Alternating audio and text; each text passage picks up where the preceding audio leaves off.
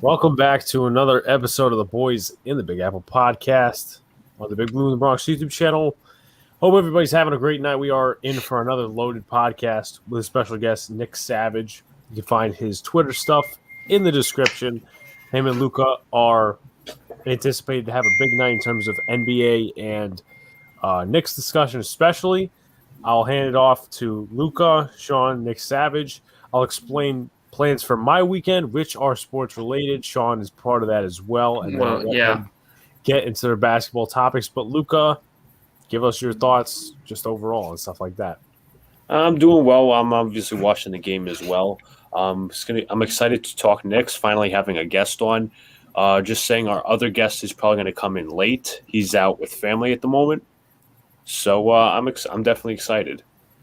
Sean? Yeah, I'm ready for tonight. You know, I'm happy. The Yankees won last night. Steelers won last night. So it was a good night yesterday. So I'm in a good mood today. I'm in a really good mood today because my teams are winning. Now let's just hope the Yankees can do it again, which right now they're working on it. Yeah. All right. So ready to kick things off? Real quickly, I do just want to explain my weekend plans. For anyone that's been keeping track, I said I was going to try to make the Jets scrimmage tomorrow. I will be going to that in my Daniel Jones gear. I will in my Roethlisberger jersey. And Luca will be going in his Jets shirt, I think. I don't think he wants to wear his Mark Sanchez jersey or his Jamal Adams jerseys or whatever he's got left. Just so you know, Nick Savage, I've never had luck with Jets jerseys. Go ahead. Go run through the list. Why, you go to the game, you lose when you wear them? No. No, not even that. No, it's just who the players are. I've never been to a regular season game for the Jets, hoping to go first time this year.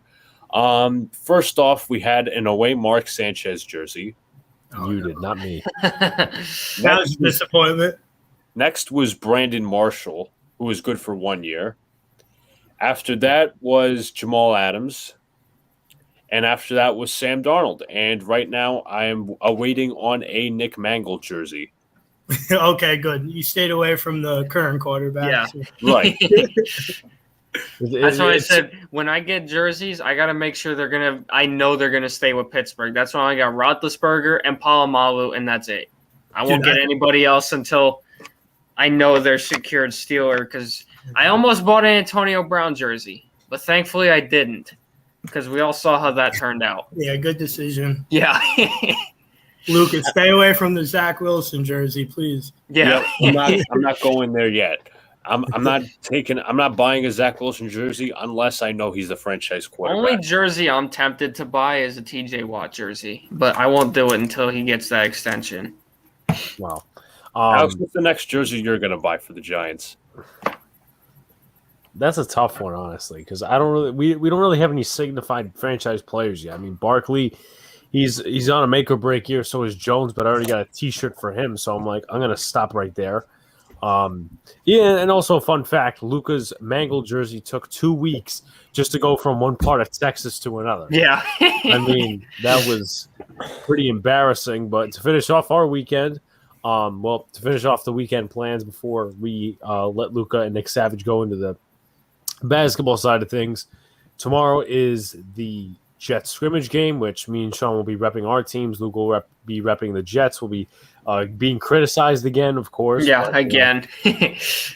And then Sunday, Sean will see if he can go, but me and Luca are definitely going to the Hudson Valley Renegades game, the minor league Yankees, to see Luis Severino pitch.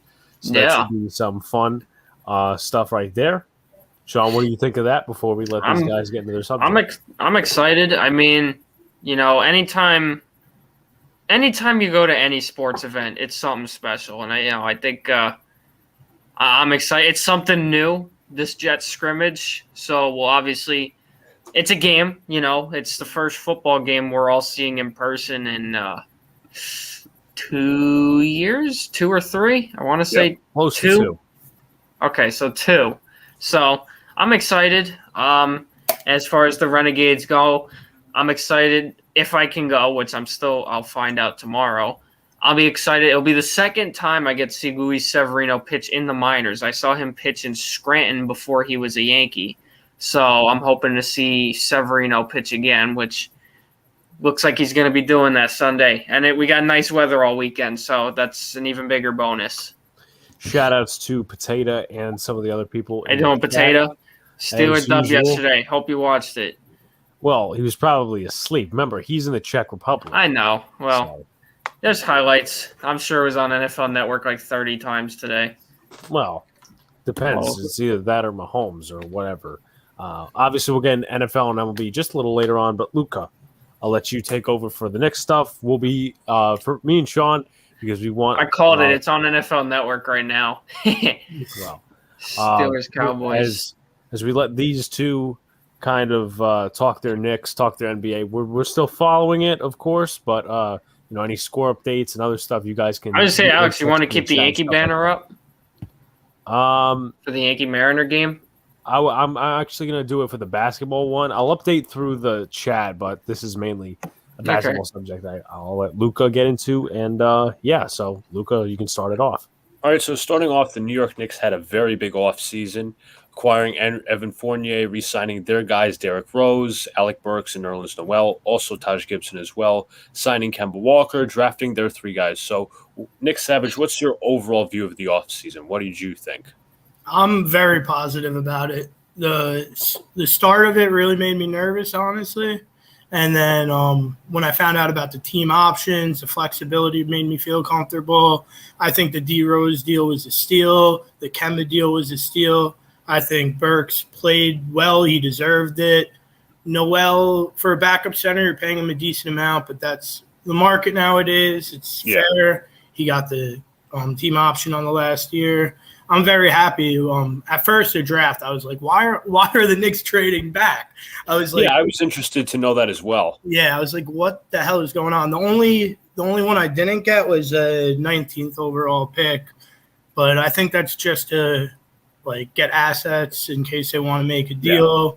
Because I thought I was excited for Sharif Cooper, to be honest. I was Sharif Cooper is going to lob it up to Mitch and Obi. We're going to have a great year. And then he can go till whatever. Now we're going to be chasing around 2 short guys between him and Trae Young. When we play the Hawks, it's going to be tough.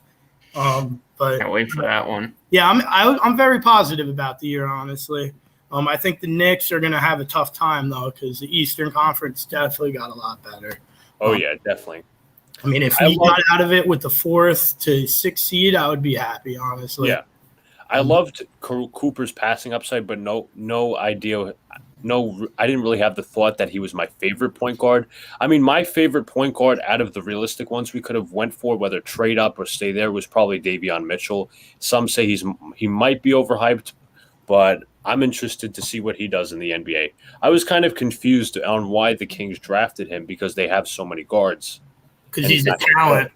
I think he's a talent. I was watching the Summer League game, not the whole thing, and all I heard is layup by Davion. I was like, is that Davion Mitchell? It was just on in the background. And I was like, yep, that's Davion Mitchell. Blew right past someone, hit an easy layup. I was like, okay. I think he could be the real deal. I mean, he could be D. Mitchell, you know what I mean? Yeah, probably the next Donovan Mitchell, but or he could be who knows? Who were the prospects that you really liked coming out of the draft? A bunch of guys who we couldn't get. I think it was very top. It was a deep draft, but it was the top 4 guys were just clearly very good. Past that, I don't know. I really liked our pick with McBride. I was very happy with that. Honestly, I did not follow much about Grimes. I was very surprised with that pick, but once I looked into him, I was very happy with the overall selection. I mean, I like Sharif Cooper. I like Trey Mann. I was looking at guards. I was like guards. And, Jared Butler, I'm surprised he went so late. I mean, if he's okay, hopefully got him. I really hope he's all right, but if his heart condition's fine, I think he's going to be a really good player in the NBA. So who did you like? I like Jared Butler. I really liked. He was actually cleared to play, so I'm not sure why his stock fell. Maybe because of just the concern itself with the heart and whatever. I really liked. I mean, for me in this draft, I wanted 3 and D wing, and I wanted 1 point guard. We ended up drafting 3 point guards and 1 center, which I'm totally cool with, honestly. I like Trey Murphy. I liked Chris Duarte despite his age. I mean, if a guy can ball at 24, a guy can ball at 24. It's not like he was a project of some sort. He was an NBA-ready prospect.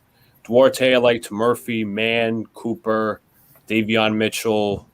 Yeah, those type of guys I really liked. Yeah, I loved Boak Knight and Mitchell. I wanted to trade up for them for a while. I was preaching it, but we traded back. So, I mean, you got to trust Leon. He knows more than me about basketball, right? Yep, and they're very tight-lipped when it comes to basketball decisions. And Book Knight is someone I did really want in the scoring aspect. He's also a solid defender. But for me, I didn't really see the fit because originally I thought RJ was the shooting guard, but it looks like they're going to look at him as the small forward. Yeah, I think he could be either 1, 2, or 3. Ow. What happened?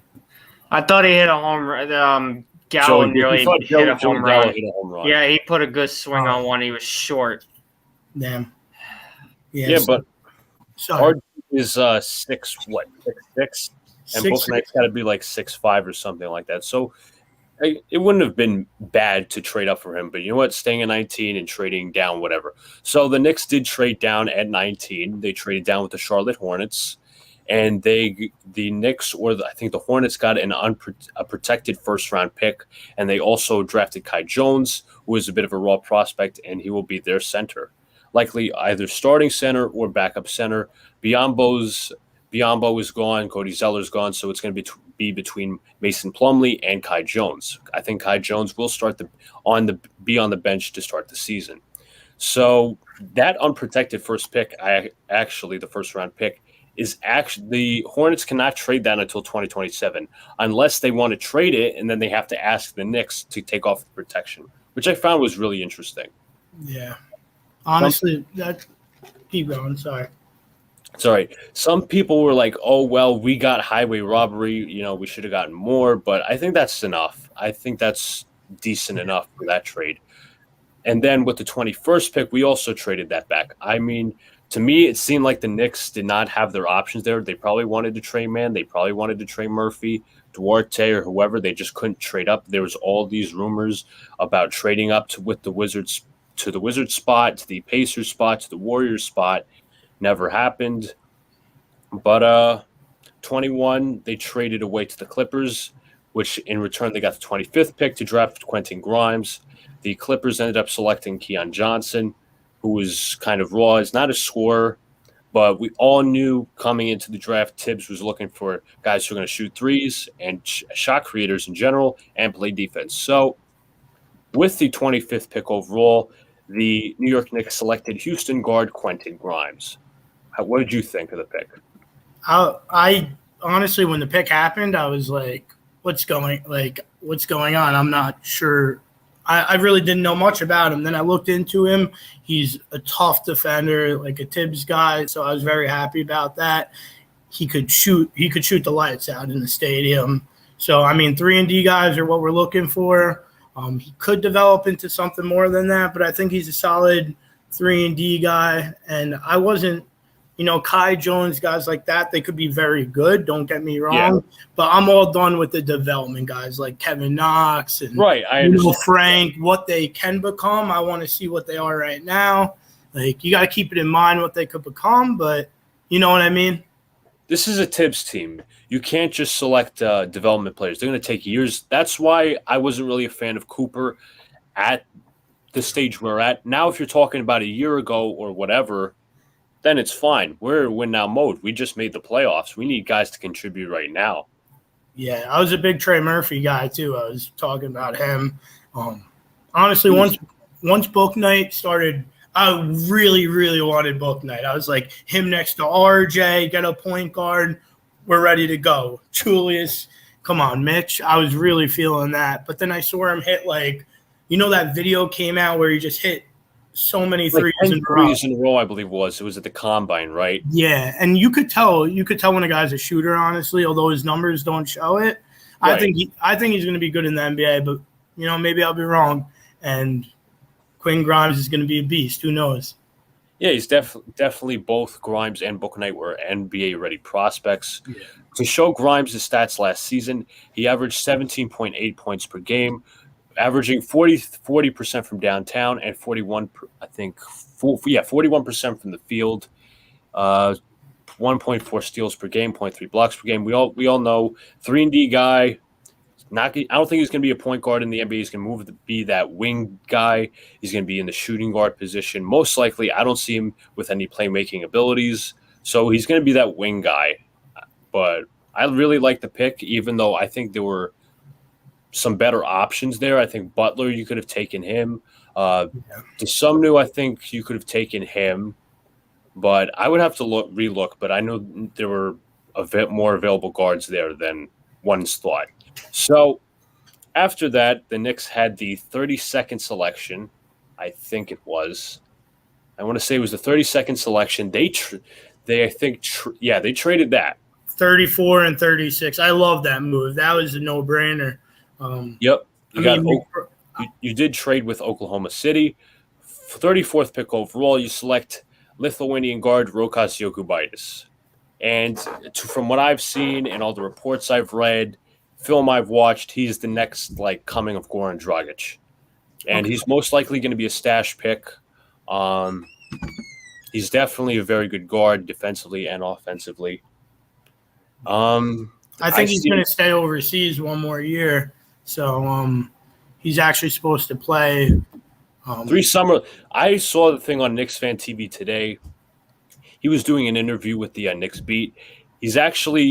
The Barcelona is actually going to allow him to play 3 summer league games, and depending on his performance, he actually might come to the Knicks for the season. Yeah, that would be great. I don't know. I like McBride. I'm more excited about McBride, but to be honest, I don't know much about him until he goes up Rokas, we'll see when he goes up against really good competition. I like what he can become, but like I said, I see what McBride does, and I like that, He's a tough guy on defense. Sorry if I'm jumping the gun, but I'm very excited with the Deuce pick. I got hyped when that happened because I thought we were gonna have to trade up from 32 into the late first round to get Deuce, right. And we ended up getting him at 36. I think that's a low risk, high reward move right there. Yeah, and Jokubaitis seems like he's going to be that draft stash guy. I don't really see him in that starters or bench role. He's going to be situational guy, I feel. But moving ahead to the 36th pick, I'm very surprised that Miles McBride fell that far. The Knicks literally had their eggs all in one basket saying, you know what, we're going to select a Euro guard at 34, and we're going to bet on that McBride's going to fall to this pick. I was very surprised. I'm very happy. I think he's going to be a very good point guard in the NBA. What did you think? I was way too excited. It was actually crazy. I usually play in a league on Thursday, and I missed the game. I was I'm all draft Thursday, baby. So I was just waiting to see who we got, and that's why I was so anxious for it. Kept trading back. 34, I was shocked that we didn't pick him, to be honest. So when he was left at 36, I was this is a steal. You got to take this guy. Come on. Yeah. I think he's going to be a great point guard too, and not a great, but a very good point guard in the NBA as well. Whether he's coming off the bench or starting, I don't know. Time will tell with that, but I think he'll be a contributor. He's not the most quickest point guard, but he's very tough defensively. If you didn't see, he was very tough on guys like Davion Mitchell and Cade Cunningham in college, and those two were one of the best. Well, Cunningham went first overall, so he's going to play against the best of them. That's what I love about him, his mentality. And the mentality he also has is you know what? I'm going to keep note of all the teams that passed up on me. I'm going to play really well. I'm going to show my stock. And I really like that dog in him. Yeah, I heard that. When I heard that, I was this guy's out for redemption. I love it. He's ready to prove himself. So last season for West Virginia, Miles McBride averaged 15.9 points per game on 43% shooting and 41% from downtown. Can shoot the three very well, has some playmaking abilities inside of him. Gritty defenders, we said, I love this pick. This is probably my most favorite pick out of all the Knicks draft picks, definitely. Yeah, and I think he averaged 1.9 or 2 steals or something like that a game. Yeah, 1.9 steals. So yeah, technically 2, rounding it off. I think he was a no-brainer. Quentin Grimes is a grinder too on defense. Oh, yeah. They picked 2 Tibbs guy and a stash and draft. Yep, and I really think McBride can be the type of guy like a Kyle Lowry to be a playmaker, can defend, can shoot, do all these different things. And you know what? It's key about those 2 draft picks in Grimes and McBride is they can create their own shot. We had so much trouble last year, especially in the postseason, with guys who could create their own shot. Bullock wasn't a guy. He essentially hid Trae Young on defense, and the Hawks were able to do that. We need guys who can create, and we finally have that. So with the 58th overall pick, the Knicks went the center route and selected Jericho Sims out of Texas. Last season, he averaged 9.2 points per game on 69% from the field. He's essentially a lengthier Mitchell Robinson. I think he'll need to build some strength. Free throw line, shooting at the free throw line is definitely a struggle. He's a defensive beast. He can guard in the perimeter. So I look at him as a project. I think he's going to start the year in the G League. What do you think of this pick? I was very happy with it. I mean, I didn't even know about him, to be honest, at 58. And then I looked him up. I was like, is this Mitch 2.0? Until he got bounced, man. He got bounced. He could jump. He could block. He's a good defensive player. You could lob it up to him, pick and rolls. I mean, we have that with Mitch, but we'll see what he develops into. I mean, it's hard to find a very talented player that late in the second round. Right. So seeing what we got like Nikola Jokic, which is really hard to find. Yeah, exactly. Name 20 of those. You really can't. You really can't. So draft was done. I gave it a B-. In all, what would you give it? A B. Yeah, that's fair. They didn't win the draft by any means, but they didn't lose the draft by any means. And it wasn't like, oh my God. I wasn't crazy excited for with the results, but I didn't leave there like, dude, what's going on? Why are we doing this?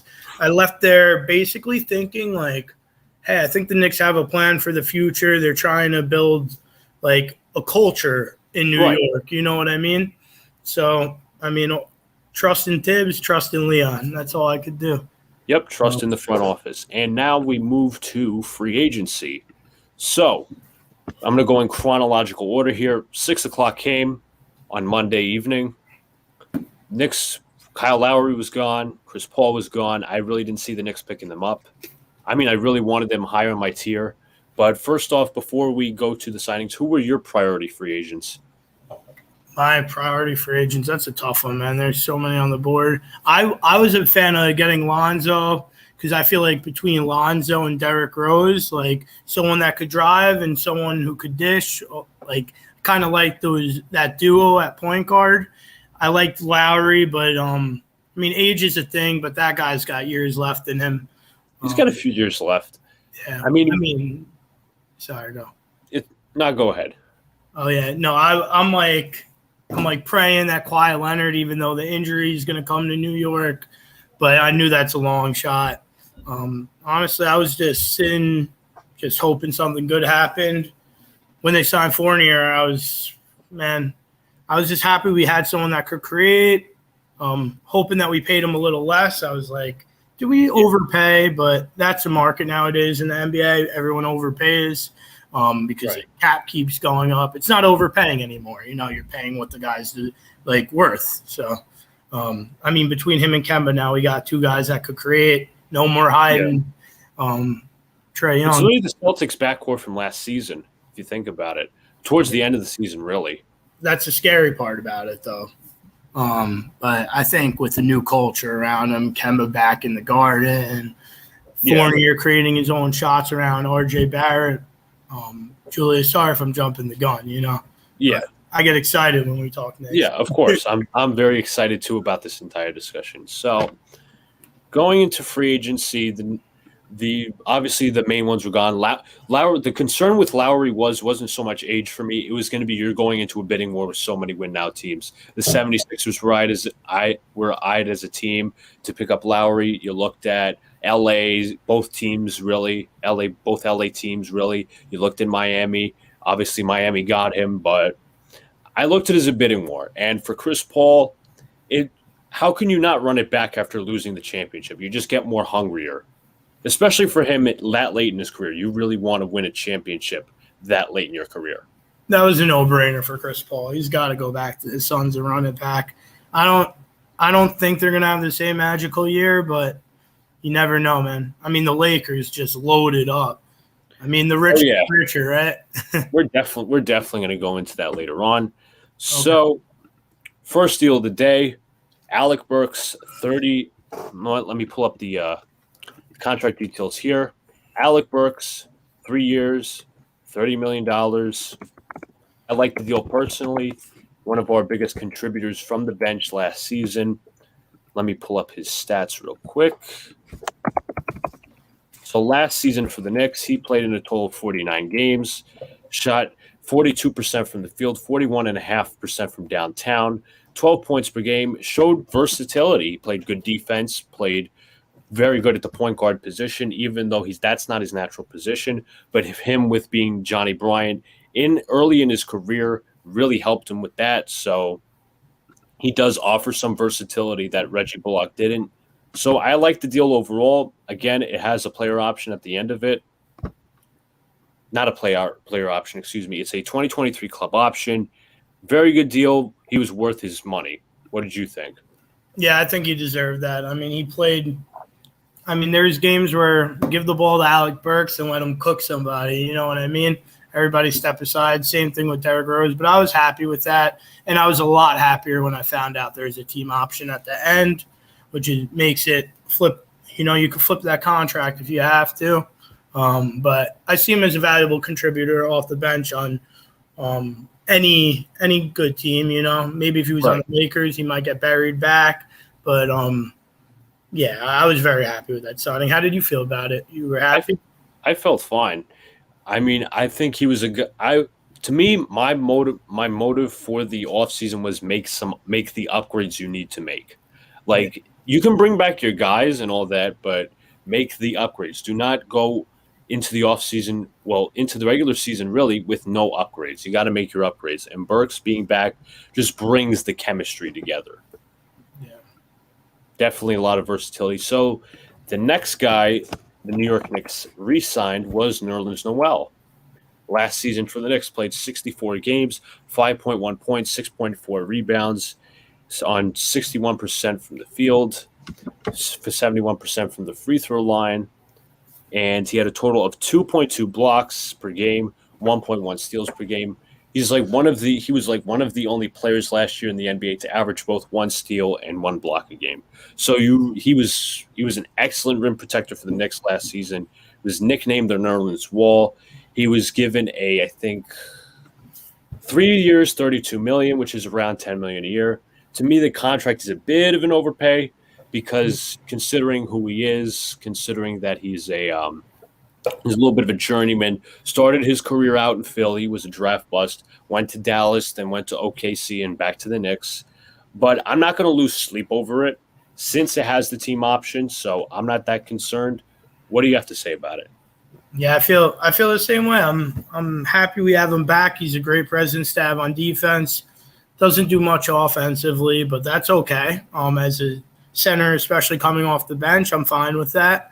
When you need him to – I mean, I find when I watch the games, I saw when there was a bigger center involved, like they could back him down. But as a help defender and a one-on-one defender in general, he's a very, very good defender. I was preaching how much I loved him.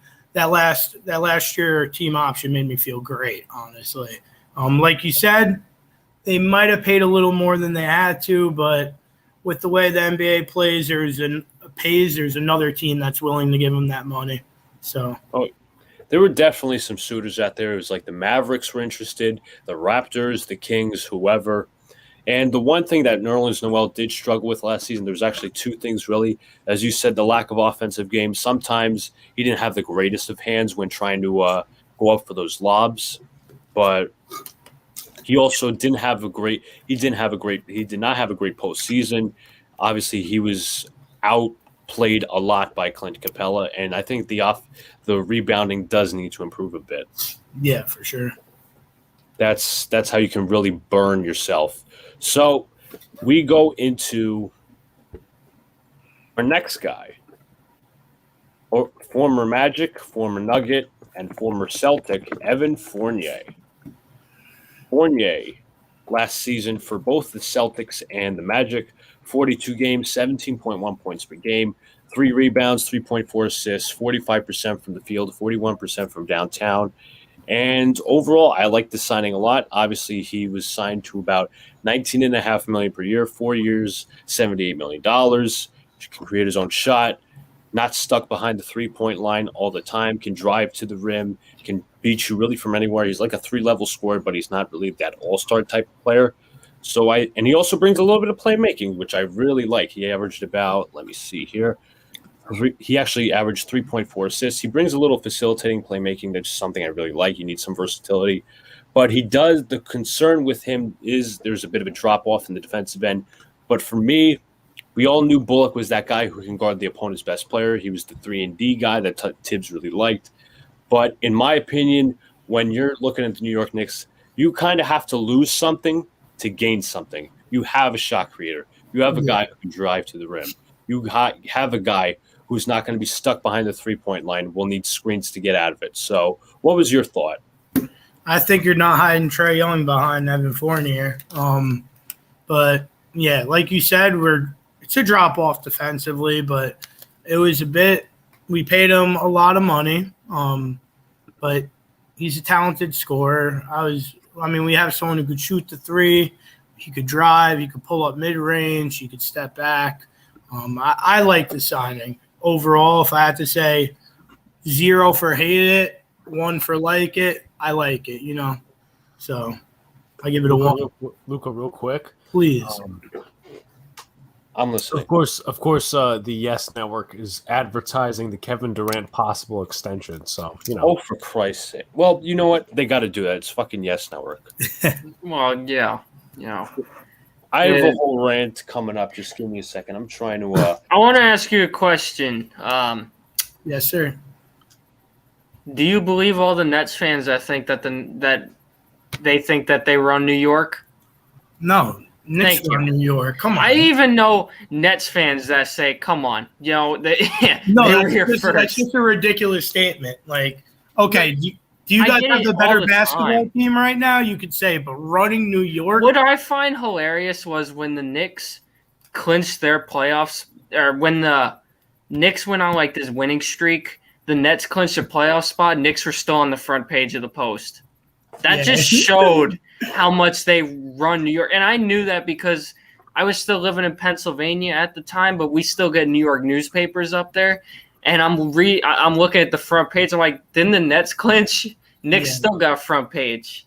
No, the Nets could win a championship, and New York still runs. Exactly. Thank you. Who runs New York? Probably the New York Knicks. Yeah, we were here first. We represent the city. They represent a borough, and I'd never seen aside from my uncle, I'd never seen a Nets fan outside of Brooklyn.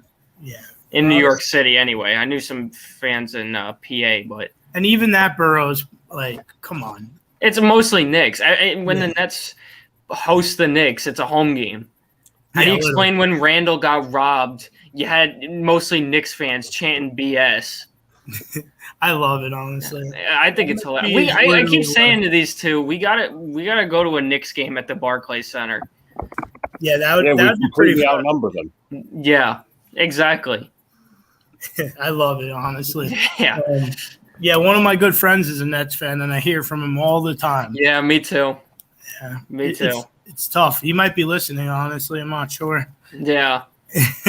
Yeah, back in PA, I have a friend. I'm a Steelers fan. He's a Ravens fan. I'm a Knicks fan. He's a Nets fan. So we don't get along very well when it comes to the only sport we get along with is baseball because we're both Yankee fans. Yeah, and my next door neighbor was a Yankee fan. I'm a Met fan. I've never got more shit than living next to a Yankee fan. Yeah. How's it feel every day? I'm like, enough. Enough of that. I don't know, because the Mets have been a better team this year, so yeah. Well, they have been falling off a little bit. They have been falling. I'm going to see what they're doing. They're playing the Phillies. It's tied at 1, top of the 5th. Real quickly, before Luca goes on with his basketball conversation, I want to say shout outs to our buddy Robert Pimsner. He is leaving Pinstripe Prospects. Really? Yeah, he's moving on. Wow. I found out last night he's leaving Pinstripe Prospects. He's moving on. A couple other guys will take his place. Tomorrow will be his final game covering the Yankees and the MLB. I think he's shout outs to him. He did.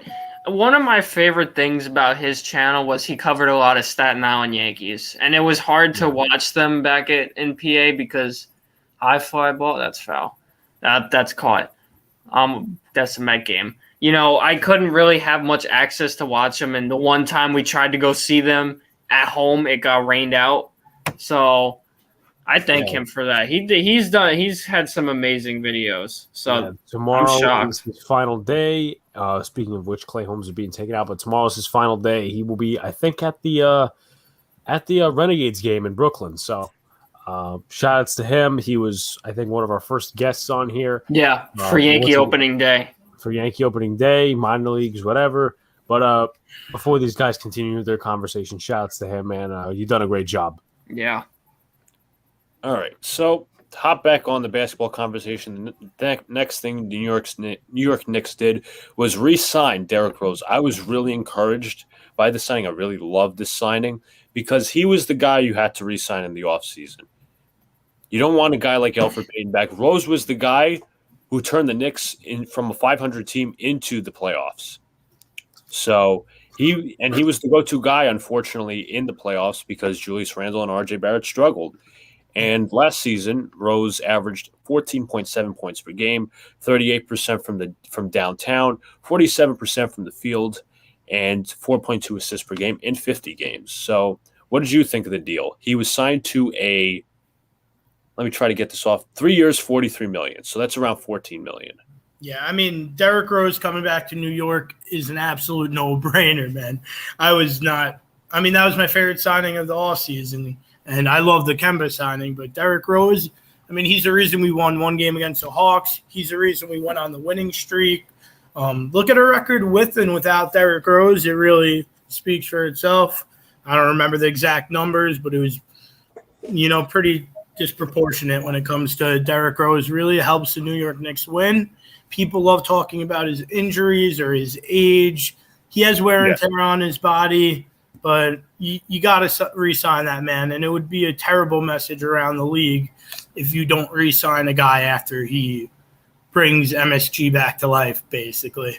Yeah, and he's Randall, but yeah, I also think he's very crucial to the developments of Emmanuel Quickley and Obi Toppin. So he was very key to their developments. They got better after he was acquired by the Knicks, and he was only acquired by the Knicks for Dennis Smith Jr. in a second-round pick. Dennis Smith Jr. is a free agent, and I don't know what happened with the second-round pick, but anyways, it was a steal. It was a complete steal.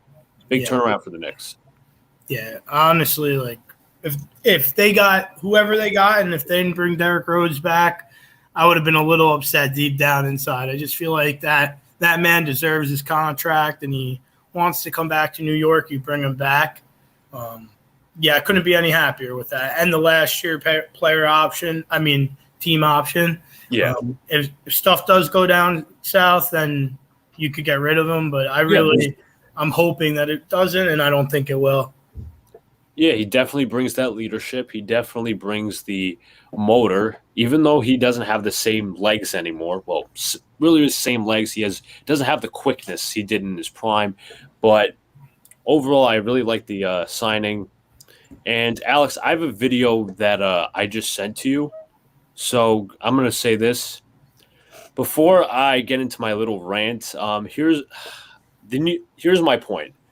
The New York media, I'm so sick of the New York media. I really am. This can be ESPN, WFAN, whoever. I'm so sick of them. They are so out of touch with the fans, and this video will prove it to you why. I'm going to have to convert it real quick. So if you want to prequel it or whatever, I'm just going to have to convert it to a different file real quick. Like, Nick Savage, are you interested in the fan podcast more, or do you listen to like WFAN? Do you listen to ESPN New York? I don't listen to a lot of sports podcasts. I do a lot of, I'd say I look stuff up myself. When I listen to one news source, it's just like you get biased stuff. So if I want to learn something about a guy, I look up his numbers. I look up film. You know, I like to dig deep into stuff myself. I mean, I got Woj tweets coming straight to my phone. I got Shams coming to my phone, Ian Begley. You got to know who to follow. I mean, I can't listen to someone just spew nothing for a long time. And I mean, I'll watch the clips on YouTube of like ESPN, or if I see my Knicks mentioned, I'll definitely watch it, but I don't watch the full hour long, or you know what I mean? I don't do that. Yeah. It's all nonsense in my opinion. And the one thing I was going to bring up with Rose is there was a little bit concerned for me if they were going to bring him back because, he might take more money to go somewhere else like the LA Clippers, LA Lakers to get that starting spot. But I'm happy he came back. And I was really happy with that deal. That was definitely a concern for me, but we're okay. Alex, how's that video coming along? Is it ready or? See, one thing I've learned watching a lot of ESPN, listening to WFAN, stuff like that, I'm starting to realize it more and more. And it's not even just basketball; it's baseball. I feel like it's mostly football. It's hard to watch them anymore because it feels like they'll come up with the craziest takes just to get views. That's what they do. ESPN's a perfect example for that. I'm gonna do Alex, pause it for a the second. thing that I always tell fans. This is Michael K. and Peter Rosenberg on the Knicks. I just want to tell you all, they know nothing about basketball as to what they're going to say right now. Okay, I'll load it up. I gotta tell you now. I'm gonna do the thing that I always tell fans they should do. It's not over yet, so there's still more to come, I hope. But what the Knicks did yesterday kind of leaves me empty. Kind of like, really? Is that all there is? Kind of running in place. The thing they did was they brought back 3 guys from last year's team, and they replaced Bullock with Evan Fournier.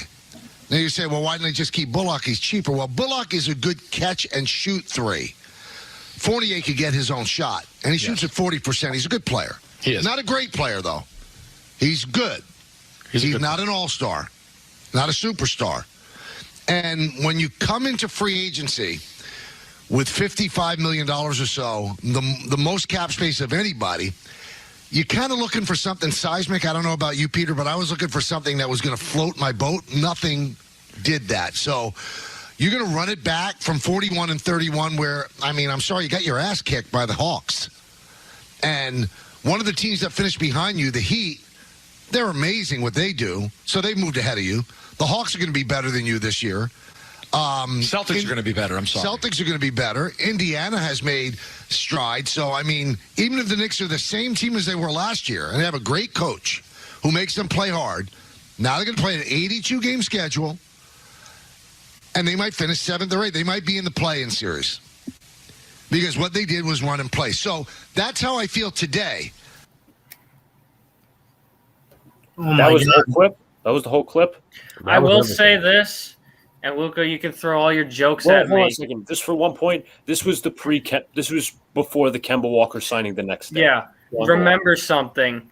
And again, you want the jokes at me, go ahead. But remember, Michael K. also said he wanted Russell Westbrook because remember, he said he wanted you bring in the star player, you get the Knicks more like, what was it? I'm trying to remember. Do you remember when he said that? Yes or no? Yeah, I do remember when he said that. And Yeah. I have a whole list of his takes that make no fucking sense. Yeah. I'm going to go off here. I really am.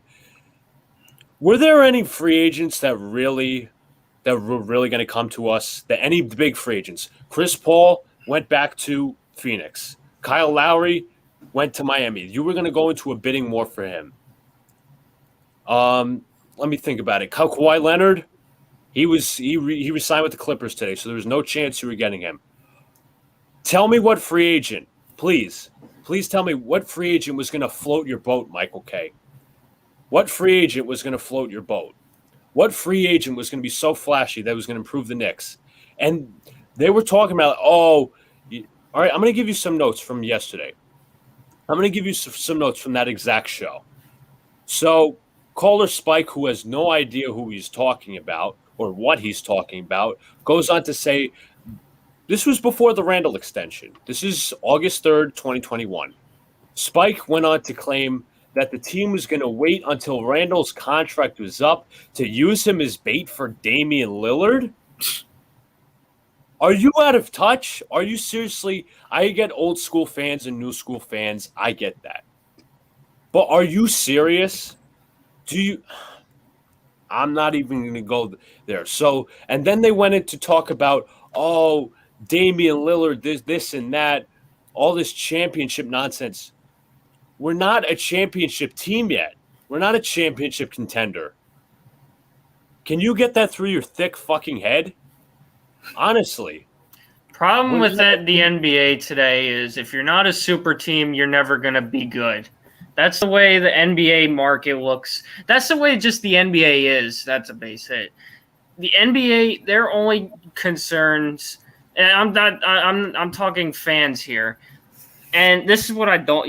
This is why I never was a huge basketball person, is because people would rather root for the super teams. And now that the Knicks are starting to be good, now everybody wants a super team. And if the Knicks aren't a super team, well then nobody, no outside fan is gonna want to watch the Knicks. They're just gonna, it's just the Knicks, whatever. My Nets, the Nets fan from Portland, Oregon is gonna say, I'd rather root for the Nets because at least they're gonna win a title. That's the problem with NBA, and that's why I always had such a hard time getting sucked into it. Was because, I'll always root for the Knicks. I'll always be a Knicks fan. But it was just always frustrating to me how the fans don't show the same loyalty that you would see in the other sports. Everybody's just more hell-bent on watching super teams. And I think that's the case with Michael K here, is he'd rather see a super team than just a growing team, from a year-to-year basis. I understand you're trying to, I'm not saying you're defending him, but you're trying to translate what he's saying. My opinion just makes no sense. No, it doesn't make sense. I'm not saying it does. I'm just saying that's just typical. And that's just people who watch NBA. And that's why I get, that's why I could never get sucked into it the way I could with the other sports. And they're making the case for Damian Lillard, all this and that. You're going to wait. Oh, the Knicks are going to wait for Damian Lillard. What if he never wants out of Portland? There's no sense in waiting. First of all,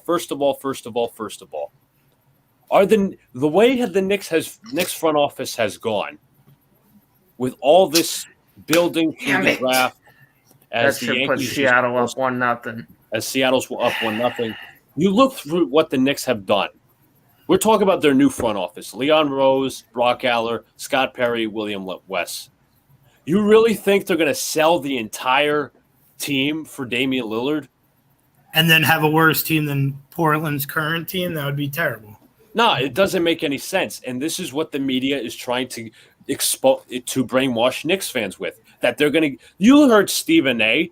He's like, if Damian Lillard wanted to get somewhere and he wanted to be traded out, the Knicks are his first destination.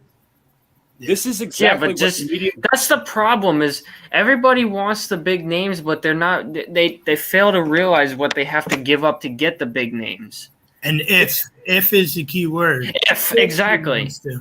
You throw one word in, if I was the richest man in the world, stop it. And then we'd give away what? Quickly. I mean, I don't see that deal happening without RJ. And RJ We get rid of RJ. They want him. Yeah, you're destroying your future for one guy. It's kind of hypocritical if you think about it, because a lot of Knicks fans criticize, me included, criticize the way the Nets are doing things, because I feel like the Nets gave up a lot of good pieces for the future to become a win now team. And now people want the Knicks to do the same thing. And the Knicks, as you can see, are not going on that path. And I like the way the Knicks are doing it, because I said it before. I don't agree with the way the Nets were doing things, because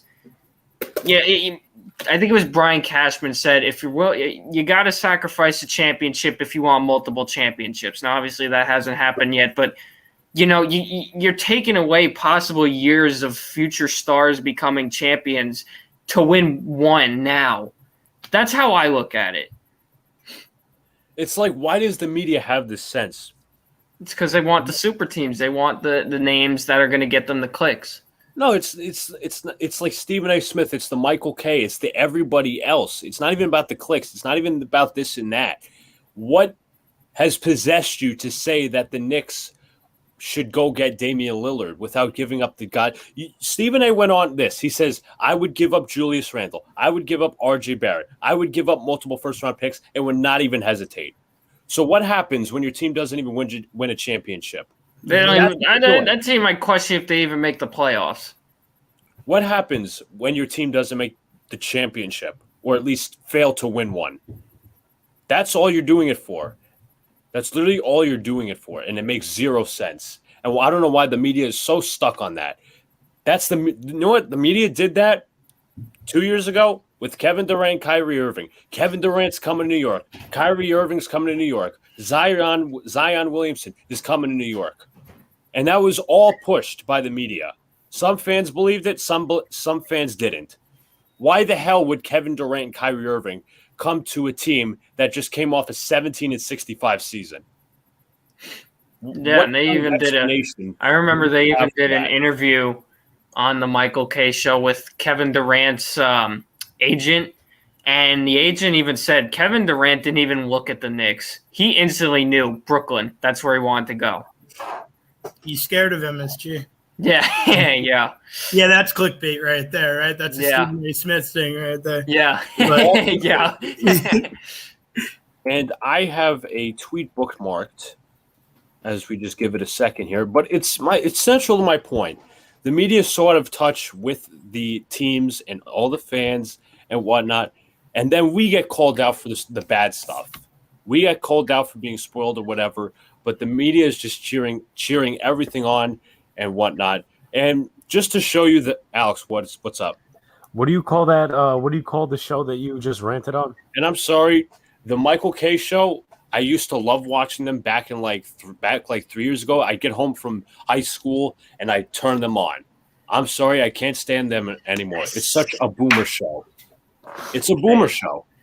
They're so out of touch with today's society. It's incredible. Peter Rosenberg tries to get him back down to reality, and it usually doesn't work. Donald Greco, though, you say what you want about Michael K., but Donald Greco's still he's still one of my favorite on that show. He would be my favorite, but yeah, he's like the most realistic. Yeah. When you're in the city of New York, when you're on national TV for most parts, and national radio, he's on Sirius XM. When you're on Sirius XM, you gotta know the pulse of Knicks fans and what they want and what they're targeting and what their vision is of the front office. Not these mainstream freaks, okay? Not these mainstream freaks. And to be in New York, you got to know to talk basketball. You got to know to talk football. You got to talk baseball. You can't even talk football. I'm sorry. Let's look at the list of his takes over the past couple of years. So during free agency, Michael K. actually questioned Leon Rose for not trying to pry Chris Paul to New York since Paul was one of his clients at CAA. In what way? I said this before. In what way was Chris Paul coming to the Knicks? He wasn't. I mean, a lot of fans, first of all, the mainstream media, they're just doing it for clickbait. I just want to say that. But Knicks fans have a tendency to just think everybody wants to sign with New York. They're like, why didn't you sign Chris Paul? Why didn't you sign Lonzo? Maybe because they wanted to go somewhere else, you know? I mean, it's possible. You got to – I mean, they're really starting to build a culture. People will come, but you know what I mean. Give it time. It's not an easy process from where the Knicks once were. So Great point. We're a couple more of his takes. And then Michael K says, you know what? The Knicks should go after De'Aaron Fox. Fox is not a bad target, but he only said it because it's a CAA relation. And that I get the whole nepotism thing, but that's just ridiculous just to say that. And he also said, you heard him. You heard him say, all these teams will be better than the Knicks. The Hawks, first of all, the Celtics do not even have a point guard right now. So how could Peter Rosenberg dare say that the Celtics will be better than the Knicks? Yeah, I mean, they don't even. They're thinking of bringing Isaiah Thomas back, and he's washed. He's done. Yeah. How could you sit there and say that the Celtics might be better than the Knicks when the Knicks have now 4 shot creators? Even before Kemba, they had 3 shot creators in their lineup. 1 potential shot creator if RJ can get that going, but still, I don't get it. I mean, I think the Bucks, Nets are at the top, Sixers, and probably Miami, and then I would go Knicks, Hawks. This is just my opinion. Knicks, Hawks, and then who's right after? I would have to go with. What's their names? Who signed Lonzo? I'm having a brain. Bulls. Yeah, and the Bulls. I mean, so that's why I'm kind of getting they're going to be anywhere from seed 4. You never know. They could have a better year than the Heat, but the Heat, I mean, on paper, look really, really good. Only time will tell, but their top 7 rotation. I remember seeing that and being like, okay, this team's for real, but who knows how, like, you got to watch them play on the court to really know how they're going to play. But yeah, no way. The Celtics and Knicks are a better team than the Celtics this year. The Pacers, don't even mention them with the Knicks this year. I mean, Knicks are a top 6 team in the East right now. It's hard to say where they're going to fall, though. And he was like, oh, all these teams are getting better than the Knicks. The Heat are better than the Knicks. Than the They mentioned the Celtics. They actually mentioned the Pacers. They mentioned the Hornets. My point is, we're not trying to be better than all those teams. We're trying to build the foundation. We're trying to build for the future. We're trying to I'm not going to say we're getting stars yet or whatever, but we're trying to build that foundation so this can eventually become a consistent winner. We're not there yet. And I don't understand the point. Oh, you have to be better than these teams. So what?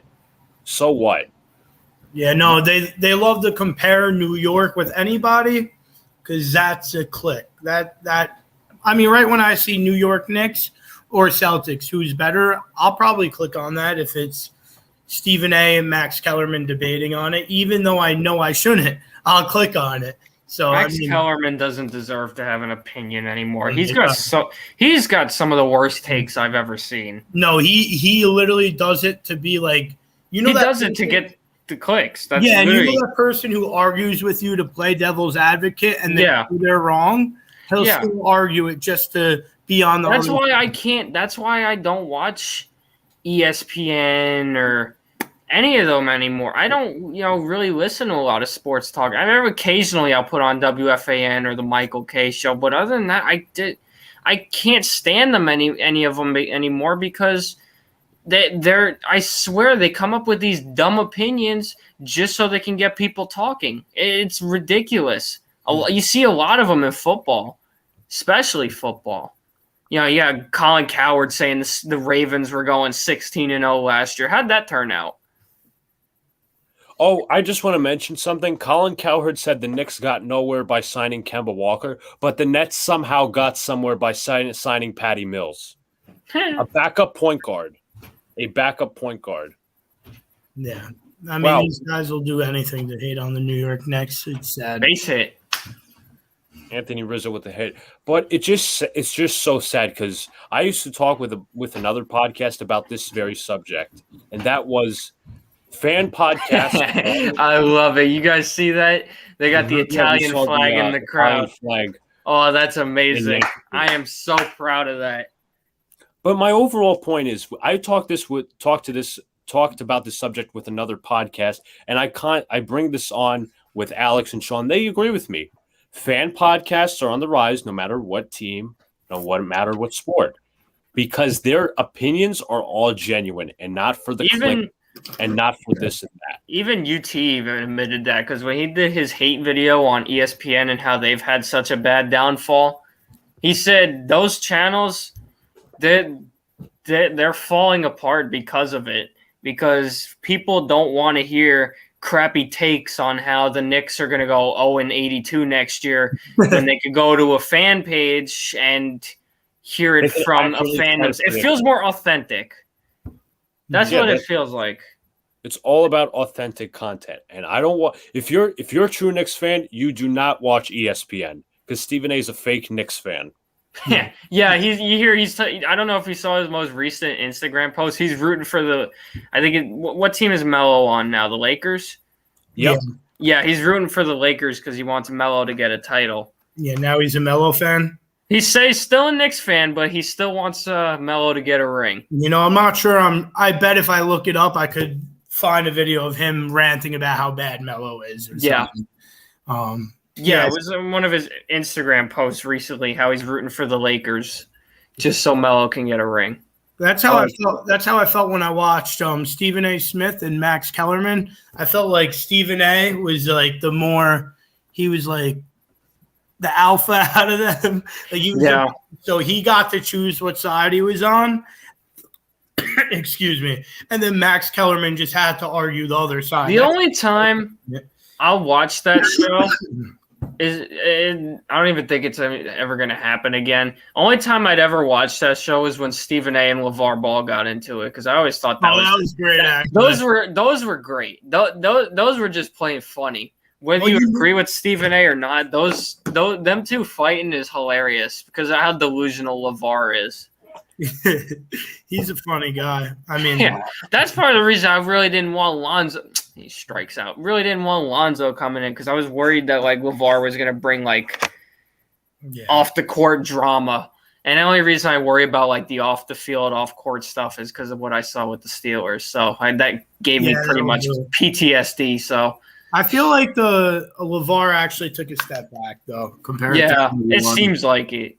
I mean, it was hard to take a step forward from how he was on and arguing with Stephen A. Smith. So there is only backwards to go, and he did it. I mean, I'm sick of watching these guys just rant about anything to get a click. So I'd rather watch Knicks Fan TV, for example, until he is unless Max Kellerman comes on, then I'll wait till the next episode. Yeah. I want to. So to end off my point, I'm going to be honest. CP is the true voice of New York Knicks fans. He is literally that true voice. He will battle with anybody, including Max Kellerman. I don't know how he stands Max Kellerman. My point is, I'm done with the media. I'm done with the national media. I'm done with New York media. Well, to point out, Michael K's points are genuine because he actually tries to think this out, but they are really stupid and have no pulse for Knicks fans. But anyway, not the point. Luca, all I'm going to say is you say you're done with them now, but wait until all three of us are working for them in a couple years. God help. No, I'm not going to work for them. With who? He's a bit of a I have no idea. But no, we're all in case you don't know, we're all going to school for different. I'm going for journalism. Alex going for broadcasting. Luca, I think you're going for journalism, correct? Yeah, exactly. So, but the point is, I have so many takes on Michael K's lack of basketball knowledge. I could go on hours and hours. If you want me to share them, I can. But that's not the point. It's just the media lacks true pulse for the fans. Some have genuine views and thoughts and everything, but they're just so wrong. They're so out of touch. They're so out of the ballpark. It's not even funny. Then you have the ESPNs and the Fox Sports with all these takes. I'm just I'm so done. I watch the Knicks podcast, the Jets podcast, Yankee stuff because it's fan stuff. It's because it's all genuine. Whether you would agree with them or not. Alex, go ahead. Real quickly, I think you probably have to comment on this. Number one, how did that talking with that Jets podcast work out? Obviously, it's not we don't talk very much about that. Two, I could definitely see what you're talking about because every time we turn on the Michael K show, it's mostly about the Yankees. Yeah, they're in season, but the Giants, they just had 3 players retire in a whole training camp brawl. But no, you're going to sit here. Why would you talk about the Yankees and they just swung at some shit? With that being said, they just, they're talking about that. And then you turn on every single time you turn on like Skip and Shannon. They're just talking about the Lakers all day. So yeah, or the Cowboys. We try to stretch it out here on the Boys Big Apple, and it's not popular like those shows are. And it doesn't. But we don't restrict ourselves to just New York sports. Like we're willing to go out there and talk around the league. Yeah, hell, I'll turn. I could turn this into a NASCAR conversation right now if I wanted to. Well, I'd be damn proud of it. Stanton is. And what was I going to say? Luca's right on a different standpoint because it's not just ESPN that you could work for. There's different smaller industries that you could work out with. Barstool and John Boy are a couple of them. YouTube. There's other alternatives, and I think a lot of people are going to be scared if they're money hungry, they will be not scared of it. But if they're not money hungry, they'll be like, okay, I actually want to be an authentic broadcaster, not just say nonsense on TV. And they'll go work for somebody else or start their own thing. And then, ESPN's ratings will go down. Luca, what was that thing you brought up to me maybe like 2-3 weeks ago about ESPN trying to sell the radio or something like that? Yeah, ESPN was going to work out a deal to sell to some company so that radio company can have control over the radio shows. I don't know, but I could care less about ESPN. We really took it deep in discussion with this one. So this is for crap. That's awkward.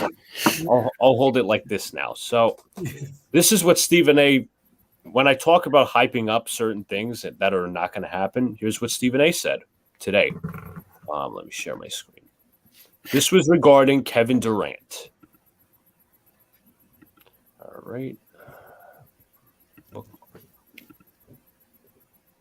guys see it? Yeah. Try to full screen if you can. There you go. What if they get off of the extension, Max Kellerman, and KD doesn't want it? What if KD wants to wait a year and just see how things unfold? What if KD, because he got this year coming up, and then after that, he can exercise his player option to be a free agent? What if KD, Max Kellerman, decides that, I've been to New York and, Brooklyn nice, but, the Garden's just a different level, I mean, what if that? What if? If. Said it before. If. Yeah, literally. That was literally previously before Kevin Durant signed a big extension. 4 years, by the way. That's funny. And Harden's a free agent. Red Sox are losing 9-2, by the way. So Yankee fan false hope is going through the roof right now. All right. So much for the bad offseason, whatever. We move on. This was true, by the way. What I'm going to tell you is true. So me, Alex, and Sean got to Jets training camp Wednesday around 10, whatever. Doesn't matter. It was about 10 o'clock. So we're all sitting down, and I'm checking my phone. Just got onto the Wi-Fi. As I said in my video I made for this channel, you can check it out. I was looking. I see Kemba Walker popping up everywhere. And then I see Oklahoma City is buying him out, and he will become a New York Knick. Now, Kemba Walker is from the Bronx. He went to Manhattan. He went to Rice High School, private school in Manhattan. Diehard Yankee fan. Which is actually not going to lie. I did not know that. Thank you, Sean, for telling me. Yeah, he threw out the first pitch. I seen it on Instagram. I don't remember what year it was, but he actually did throw out the first pitch at a Yankee game once. When? I don't know. Awesome. So getting into Kemba Walker. Kemba Walker was signed to a 2-year deal with an option on the second year. I think it's a player team option. Not totally sure. But it was 2 years, $8 to $9 million per year, which is, I think, an absolute steal. Anyway, last season for the Boston Celtics, Kemba Walker averaged 19.3 points per game, 42% from the field, 36% from downtown, with a 4.9 assists per game, so he does bring some playmaking. The concerns are with Kemba. I see this as low risk, high reward. First of all, low risk, high reward deal. What do you think? Yeah, completely low risk, high reward. We're not paying him much. And I mean, for what he could bring, I mean, he's going to bring someone who could create, someone who could pass, a real point guard, which Derrick Rose is a real point guard. But that duo is absolutely nasty between Kemba Walker and Derrick Rose. And who knows, maybe it'll be a trio. But yeah, no, Kemba Walker signing, it was a no-brainer, and it was an absolute steal. Like, when I saw that, I was like, wait, we don't have enough to sign Kemba Walker. He's getting bought out. I was so confused. I did not see that coming. That came out of right field. Yeah, I loved it, man. Yeah, excellent signing. The concern is really two concerns I have with Kemba Walker. Really, mainly one, I'm not going to lie, is the bit of injury history over the last 2 years. So before the season last year, Kemba Walker got a stem cell injection in his left knee. Now, his knees have been bothering him for the past 2 years. So he went on a 12-week strengthening program to recover. So he did all that. It was delayed to a season. Didn't really play back-to-back games for Boston. In his first 20 games, he averaged something like 17 points per game, 36% from the field. This is a slow start for him. But when, in May, he really started to pick it up. Last 23 or 20 games of the season, he averaged like 21 points per game, really hot stats. So I really like the upside of Kemba Walker. Brings playmaking, brings excellent shot creation, excellent dribble penetration, get 3-level score. As an upside, he can really be an all-star. I really hope he is, but I don't see it. He's not going to be the same guy from Charlotte, but definitely brings a lot to the table. There is a concern when it comes to the defense. He's a little bit of a downgrade from Elfrid Payton, but sometimes I really did question Payton's effort on the defensive side of the ball. But Walker's a solid defender. Him and Fournier, I like in the backcourt offensively. And as I said earlier, you just bring more shot creators to this team, more creation. And I would love to see Kemba on the court with Obi at the same time. Yeah, I mean, defensively is what I'm worried about with both of them. I mean, Derrick Rose, he's like an absolute stud on the offensive end too. But when I was watching him against Trae Young, I mean, it's hard to stop someone like that offensive player and get the first step. So it's hard to stay in front of a guy like Trae Young, but there's no way to stop him. We didn't have a lockdown defender. Maybe we throw Deuce in there next year. But Kemba Walker, I just hope either him and Derrick Rose, between both of them, one of them hopefully stays healthy. I hope both of them. I pray both of them stay healthy. That would be a great point guard duo. And between the two of them, I don't know the numbers they'll put up when they're both playing.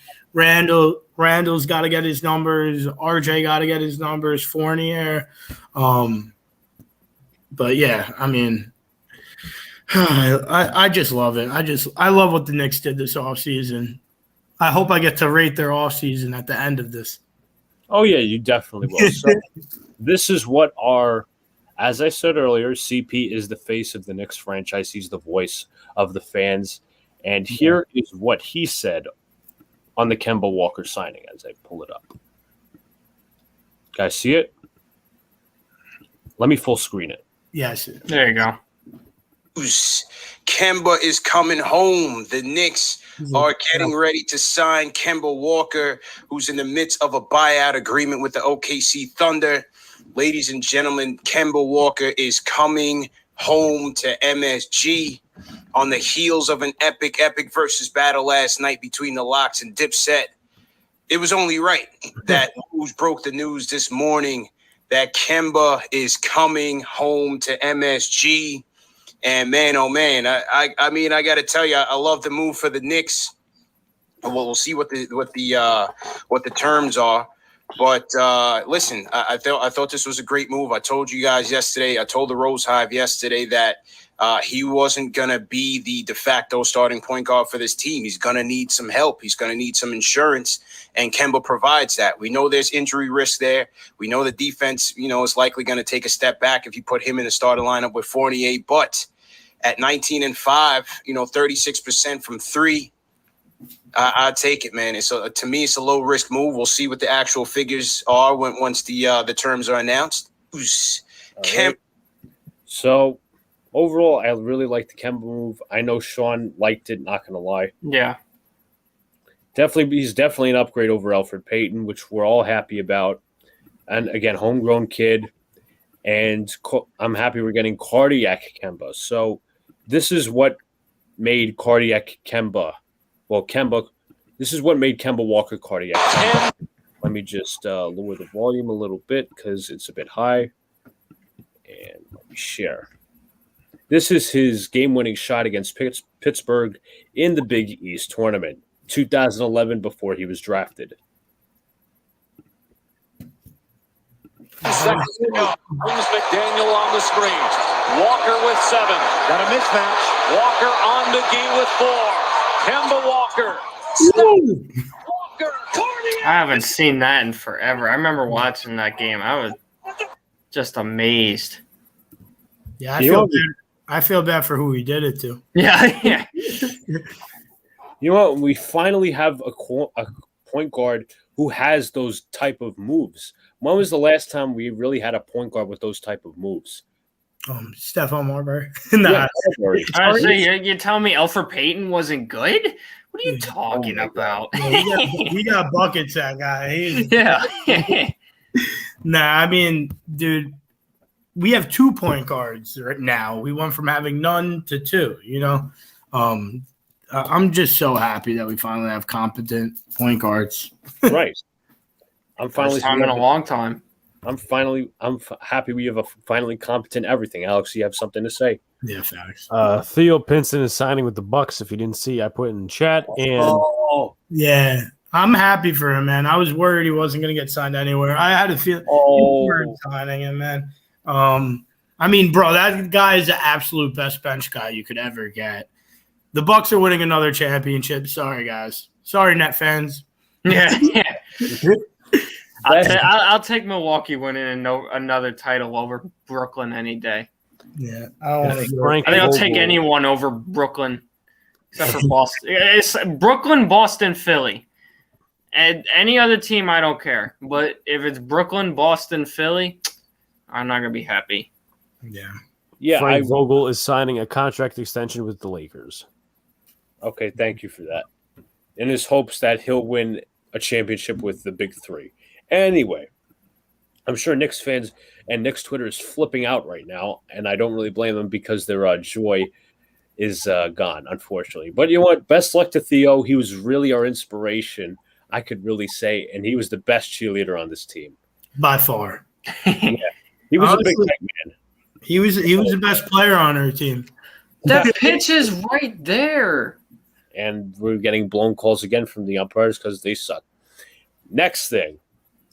Our big man, well, not really big man, power forward Julius Randle signs a 4-year, $117 million extension. What were your thoughts on this?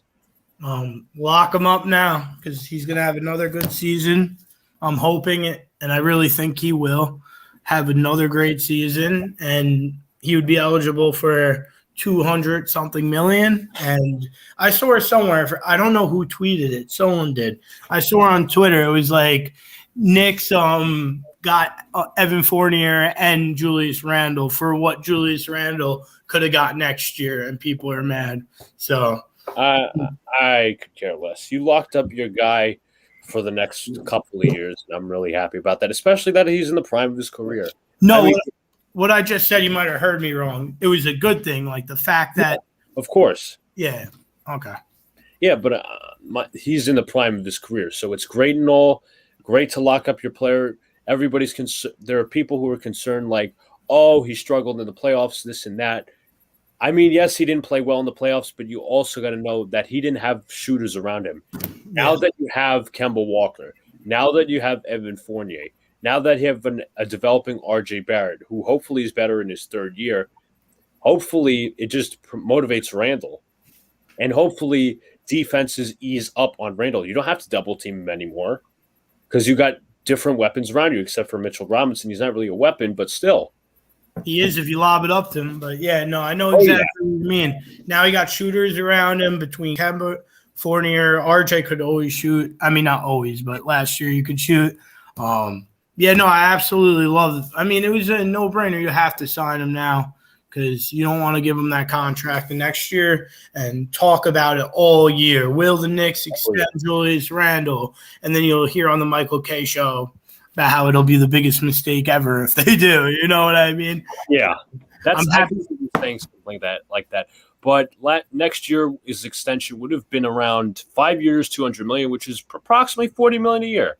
And I don't think Julius Randle's a number one option in a championship team, which is really what those type of people get. You see Kevin Durant sign the extension. That's $49 million a year. That's near $50 million a year. LeBron James got some sort of extension that's $40 million a year. Steph Curry. You look at all those different guys. Those are number one options on championship teams. And it's nothing against Randle. It's just saying facts. No, you're right. I agree with you there. I mean, you don't want to give Randle $40 million, but he definitely deserves what he got now. I mean, if he stays healthy, continues to improve. I mean, put it this way. Randle, no one would have imagined him having the season he did have, the regular season. The playoffs, it was terrible. I mean, one thing he has to learn how to do, or I'm sure he knows how to do it, he just has to do it. He waits till that double team collapses on him. He has to pass it out early. You see someone pass it out early. You don't have to wait till there's two guys with arms and legs around you. You got to pass. I'm sure, he watches film and he works on it. But, I mean, if he could – so he went from being kind of everyone talking trash about Julius Randle to the next season. Now he has a really good regular season, bad playoffs. Maybe he improves again and he has a really good regular season and a good playoffs. So that's all you got to hope is he keeps getting better, man. And I think he will. Alex, go ahead. Two things. Pinson will be playing with the Bucks Summer League team, A. And B, Luca, who we have to thank for Julius Randle's success, right? Yeah, I was thinking the same thing. I think I know where you're going with this. Luca? I want to know. Is it Lenny Levison? No. Your friend? Alex, am I thinking of the right thing? I don't know who you're getting your friend, at. Come on, Kyle. Your friend that literally went into his DMs and started roasting him. I still have that post saved. Yeah. My friend who actually went to school with, played junior varsity baseball with, actually went into Julius Randle's DMs and bullied the hell out of him. I wouldn't have done that. Not at all, because there was a lot of things said I wouldn't have said, including he criticized Julius Randle's weight. Julius Randle loses weight in the offseason. He gets better. It's all motivating. I like going back and reading because there's some comments like, well, this aged well. Stuff like that. It's funny. Yeah. And you know what I really like about Julius Randle? He's not your typical superstar. Yes, he got the extension he wanted. 4 years, $117 million. But you know what? He was like, you know what? Let the Knicks have cap flexibility for the future so they can build around me. I love this city. I love the passion of the fans. I love everybody. And that's the kind of superstar or star I want. How do you guys feel about that? I think he has a great attitude. He's for the team. I love how he kept the cap open to sign more people. Couldn't love Randle more as a player and as a person from what I know him. You know what I mean? Yeah. Quick update from Philly. The Phillies lead the Mets 2-1, top of the 7th. Man, you didn't have to tell me that. I mean, that the Phillies are trying to one up the Mets. Phillies are trying to make a comeback. The Mets, they need to pick it out. They need to pick it out. Yeah, but again, I like those kind of superstars. I'm not the ones with the Durants and the Irvings and James Hardens who I just want all my money. He's like, I want the money, but I also want you guys to have some flexibility to build around me so we can hopefully build this into a championship contender. Those are the guys that he's not a diva. Like these all new stars like MLB, NBA, and Pain. all those divas. But Jalen Ramsey. Yeah, I mean, thank God for that. wow. Yeah. Luca, I have a question for you. Is there any live summer league games going on right now? Because the games I put on are from like 2 days ago. From California, that league, the Sacramento League. Damn. Because I have it on, but it says this game's from like the 4th. You said you want the Sacramento League? The summer league that's going on right now. The one that they got in Sacramento. Right now. Huh? I don't think there's any games on right now. I'll double check. I guess that league is over. Yeah, it doesn't show any more games. Did they even have like a tournament? Normally they do. That's weird. I guess not. I mean, I didn't even know there were different. Like, kind of dumb. Why play games? I remember it used to be the Orlando League, the Vegas League, and the Utah Summer League. But those all three of them would have like some sort of tournament to crown a champion. I remember it took like the Knicks until like the final 2 years of the Orlando League to play now. That league actually used to never have fans. They used to only just let scouts in and they'd play it in the practice facility where the Magic play. But then now it's all Vegas and now Sacramento. Yeah, so you got Vegas, Sacramento, Utah. But anyway, back to it. So before the Knicks signed Kemba, Entertainer tweeted, "I see Kellerman saying the Knicks stalled and that it was a mediocre offseason. What else could they have done? There were no superstars that were leaving their teams. They did the best they could. They got future draft assets and kept their young core and added 2 impact players." That's essentially my point to all. So, next subject, it's going to be after free agency, Summer League. Who are you most excited to see on the Summer League team? Quickly. I think he's muted. Yeah, your mic's muted. Yeah, my bad. Yeah, I literally said quickly at the same exact time. Yeah. I'm also excited. I'm excited to see McBride too, but quickly I'm just excited. I mean, he's gonna shine in Summer League. I mean, Kevin Knox is a Summer League MVP, so quickly he'll definitely shine in Summer League. Quick question. I'm sorry to go off track a little bit, but do you think Kevin Knox, like for health and safety protocols, you think that has to do anything with the trade, or you think it's just because he has an injury or whatever? It's league and safety protocols. I don't think they would fake that for anything. But you know what? I got to give Knox the respect. He's technically a draft bust, technically called as of right now, but I'll give him the respect that he wanted to go out and try to improve his game. Yeah. And try to build the chemistry with the young guys who could be on the roster. So it looked like he was actually making some strides towards being the starting forward. It just never, I guess it was really just never meant to be. His first year was somewhat decent. His second year, he got, in decreased playing time because Marcus Morris became the starting small forward and eventually Reggie Bullock and Mo Harkless. But it's another one of those things where the organization faulted him, but he faulted them as well. It's kind of yeah, I agree. Tibbs just prioritized defense. Kevin Knox is definitely better offensively than Reggie Bullock, but Reggie was better on the defensive end, and Tibbs knew he wanted to go with. So, all right, so let's look at the New York Knicks Summer League roster. We've got Quentin Grimes, Tyler Hall, Rokas Jokubaitis. Knox is obviously out. Miles McBride, Justin Patton, who's been in the G League for the Knicks, Wayne Selden, Quinton Rose, Emmanuel Quickley, Amir Sims, Jericho Sims, Obi Toppin, MJ Walker, Luca Vildoza, who is a big mystery for New York Knicks fans, and he's getting a lot of hype, and Reed Travis, who was signed, I think, before or after the draft, not sure. I would like to see Obi in the Summer League. I want to see what he has in store. One of my friends who I used to work with at Uncut Sports News, he and Alex down there actually created the website together, and he actually met Obi Toppin. He's right now. Wow. And I was watching a video of Obi. I got to tell you, his shot looks a lot better and has a quicker release, so I'm really excited to see what his game is. Hopefully he got stronger and tougher against post guys and different things like that. But I want to see Obi year 2. I know people wouldn't say trade Obi Toppin because that's where his potential hit. But if he becomes a better player, I'm all for it. Yeah, and a lot of people are saying now that Randall is signed to an extension, that means Obi's gone. I don't think it means that, but I understand how they could think like that.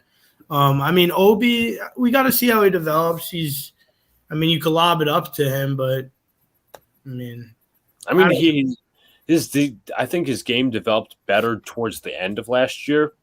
You saw him better with the 3-point shot. You saw him post up different guys. In, I think, game 3 or 4 of the playoffs, he posted up Danilo Gallinari and got to do. He can do that. He can do all these types of things. One thing was mentioned during the pre-draft process: don't draft Obi Toppin because he lacks defense. He lacks defensive, skill. But he didn't play so bad. He didn't play so bad defensively. Tibbs really coached him up, and I got to give him credit for that. And I got to give credit to Obi for that. If Obi could put the ball on the floor a little bit, if he had a shot, then he could just pump it and just attack people's closeouts a little more. But he has to improve. For where the Knicks picked him, he has to be more of an impact player. But the question is, was it an opportunity thing or was it a skill thing? What do you think about that? Do you think it had to do more with the opportunity with Tibbs or the skill? I definitely think he has all the talent in the world. I really do. I do think he should get a little more minutes this season because this is his sophomore year. We need to see what he comes out to. But I definitely thought in the first part of the year he was really passive. We saw it all the time. He was passing. When he got the ball, he didn't pull up to shoot. He really hesitated. He passed the ball to the other guy, which is good, being a good teammate and all. But Obi really didn't take those shots. And when it came to the second half of the year, he really started taking those shots. He did the post-ups and everything. He's definitely a lob threat. He can do a lot, but I'm really happy. I'm really intrigued by Obi, and I want to see what he can do in the summer league. Yeah, I'm excited to watch Obi. I'm excited to watch all our young guys, man. I saw that summer league roster, and I got really hyped. I was like, we're going to be a great summer league team. I was a little disappointed when Kevin Knox, when they announced Kevin Knox is out, but I think we got a shot in the summer league. We're going to win a chip. Oh yeah, a championship's a championship. It doesn't matter if it's the NBA final, if it's the summer league, if it's the golf tournament. A championship's a championship. Yeah, I won a bowling tournament. No. Yeah. I won a Little League championship. That's the highlight of my life. And I was against Alex and Luca, no less. So they still think about that. Yeah, rent free. Sorry. We honestly had 2 chances to win a championship. Yeah. In Little League. You'll laugh at this. What was most painful about my days in Little League was the fact that our Little League was based off of MLB teams, and as a Yankees fan, I had to play the Mets my first year, as the Red Sox for the next 2, and then Mets my last year. Oh man! Oh, what's crazy, guys? I grew up. So you're Yankee fans. Who's a Yankee fan again? We're all yeah. All right. You know how the Steven Ridings or Steven? Yeah. Yeah. He's from my I played Comac South Little League with Really? Yeah, that's cool. He was 2 years younger than I was. Like, wow, he was that good. You know what I mean? I was like, I knew he was good. I didn't know he was like going to be an MLB. Yeah. So crazy to see. That's cool. How did he end up doing? Did he do? He's done all right so far. He's done. He pitched tonight. Yeah, he did pitch tonight. Well, he hasn't. They didn't give up a run tonight. So Marco Gonzalez is still in there. I don't know how. 107 pitches. Yeah, that means you won't see him for the next week. Oh, yeah. Why would you swing it? Oh my god! I love. Did they get hit? Oh, I was about to say, did they just get a strike him out, throw him out, double play? I mean, the home plate umpire could possibly call batter's interference with the swing. You got to look at the replay, though. All right, so diving into it, This is our summer league schedule. We will first face the Raptors Sunday at 8. That's Sunday, August 8th, 4:30. I'm going to interrupt you a sec. Mets fan, I just put on SNY. Mets fans look really pissed in the crowd, and I want to see why. It's still 2-1 bottom of 7th. Okay. I was wondering if something's – because they just showed a Mets fan just looking like this, and I was wondering if something happened. Nah, that'll do it. Just losing. Yeah. Yeah. All right, so let me go over that. That's a W. That's a W. That's another W. And then the fourth one's a W. Let's go undefeated. Undefeated. We're going to go 4-0 in the regular season, and we're going to go undefeated in the postseason, and we're going to win the Summer League championship. And we're gonna raise the banner at MSG opening night, and all 4 of us have to be there for it. I'm doing one step at a time. Summer League championship, and then we'll move on. Exactly. Right. Sorry, Luca. What were you saying, man? Well, I was going to break it down. So, obviously, you have the games here. I really want to catch the 4:30 game. It depends because we're actually, again, Alex mentioned it. We might be going to the Cyclone game, which actually starts at 4. So, it's going to cut right into the Knicks' first Summer League game. But it's okay. We have 3 more Summer League games to go. We didn't have Summer League last season, but I'm really excited. I'll keep you updated. I'll be watching. So all right, thank you. You know what's a big pain in the ass? That Saturday, next Saturday, the Giants and Jets play, the Yankees play, the freaking Knicks play. Oh man, yeah, that's gonna be it's funny because thank God the Steelers play Thursday. I think 7:00 Yankees. If someone could, if Luca, I'll take a look. Yeah. So you're looking at next Saturday, 7:30 Giants Jets. 8:00 Knicks Cavs, I think, right? Yeah. I'll confirm the Yankee game. So what's today? Today's the. I'm sorry, but I'm putting my focus on the Giants game. The football's back, so that's where I'll be checking in the other 2, but that's where I'm. For me, what I'm gonna do because the Steelers and Yankees are playing at the same time on Thursday. Steelers on the computer, Yankees on TV. Next Saturday, it's a 7:10 game. Okay, so but yeah, get the point. And it's in Chicago, so you would think that would have been like later, so at least you could have caught the tail end. Alex, what if you could catch the Knicks winning the Summer League championship? That's more important. That's more valuable than preseason and the Yankees now. If I get bragging rights on my brother for preseason, I want to watch that game and actually know what the hell I'm talking about. And I'll try to watch the other preseason games as well, preseason Summer League games as well. Yeah, I'm excited for the Summer League. I know it sounds pretty corny, but you fit right in with us if you think about it. Because if you go back and watch any of our past live streams, we've had so many conversations about the importance of preseason, and you could even throw Summer League into that equation because it's pretty much equivalent to what it's used for. And we've gone on so many rants on defending preseason, how we always hated how people say, oh, it's just preseason, it doesn't matter. That always triggered us in a different way. Last night's Mike Florio tweet. Yes, exactly. So you actually fit right. Like we get excited for that. I don't know how people are just like, it doesn't matter. Yeah, like it doesn't matter for your record, but these people would think differently if they were. I'll use football as an example. If you're a 4th string lineman trying to make a job and make a living, you would think of that as your Super Bowl. Yeah, no, it is your Super Bowl. I think playing basketball at LA Fitness is my championship right there. Yeah, exactly. Yeah, I mean, people don't like to think. Alex, I think, was the one. It was either Alex or Luca just said they're playing casuals. They'll never understand. I mean, yeah, scrimmaging is all of it. When I played football, like you could look good in practice, but then when you scrimmage, you really see it. And we noticed that with the NFL last year. Like without the preseason, quality of play was not good. The injuries were bad. Started slow, right? Yeah. When poor 49ers, they were supposed to be Super Bowl contenders, and they lost all their players in week 3 or 4. Have you ever been to Pittsburgh for a football game before? Not yet. Me and my dad, we were ready to go. The only time I did see the Steelers was when I was still living in PA. I was about 2 hours from New York, 2 hours from Philly. The anniversary of that game is actually coming up. Yeah, 2 hour and a half to 2 hours from Philly.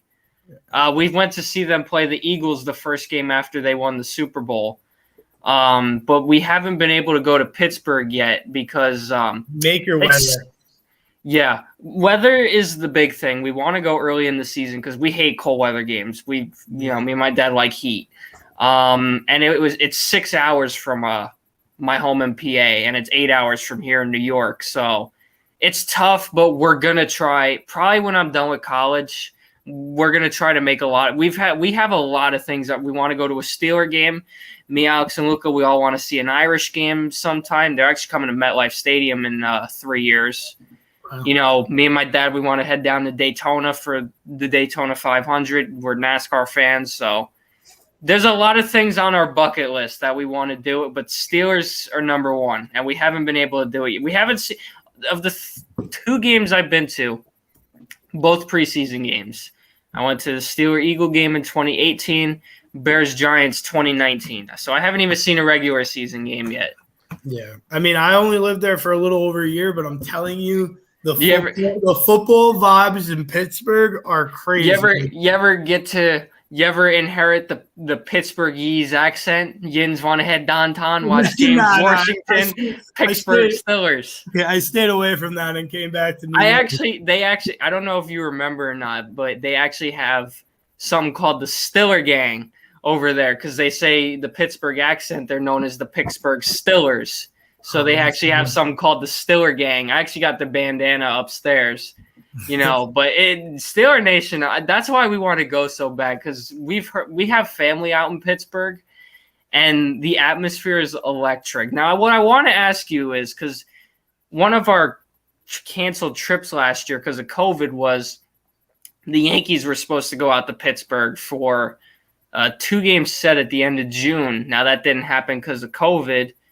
Have you ever been to PNC Field?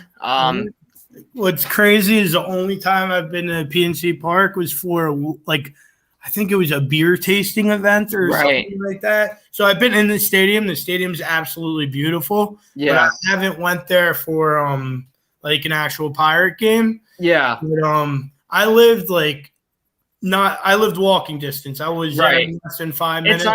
And then you walk up the block and go to yeah, and it's kind of ironic because my dad, one of the biggest Yankee fans I know, his only trip to Citi Field was a business trip. It was a food show over at Citi Field. They got to take a tour of the stadium. They couldn't go in the clubhouse, but they could they were allowed to peek in. They got to meet Keith Hernandez and Ron Darling, I think it was.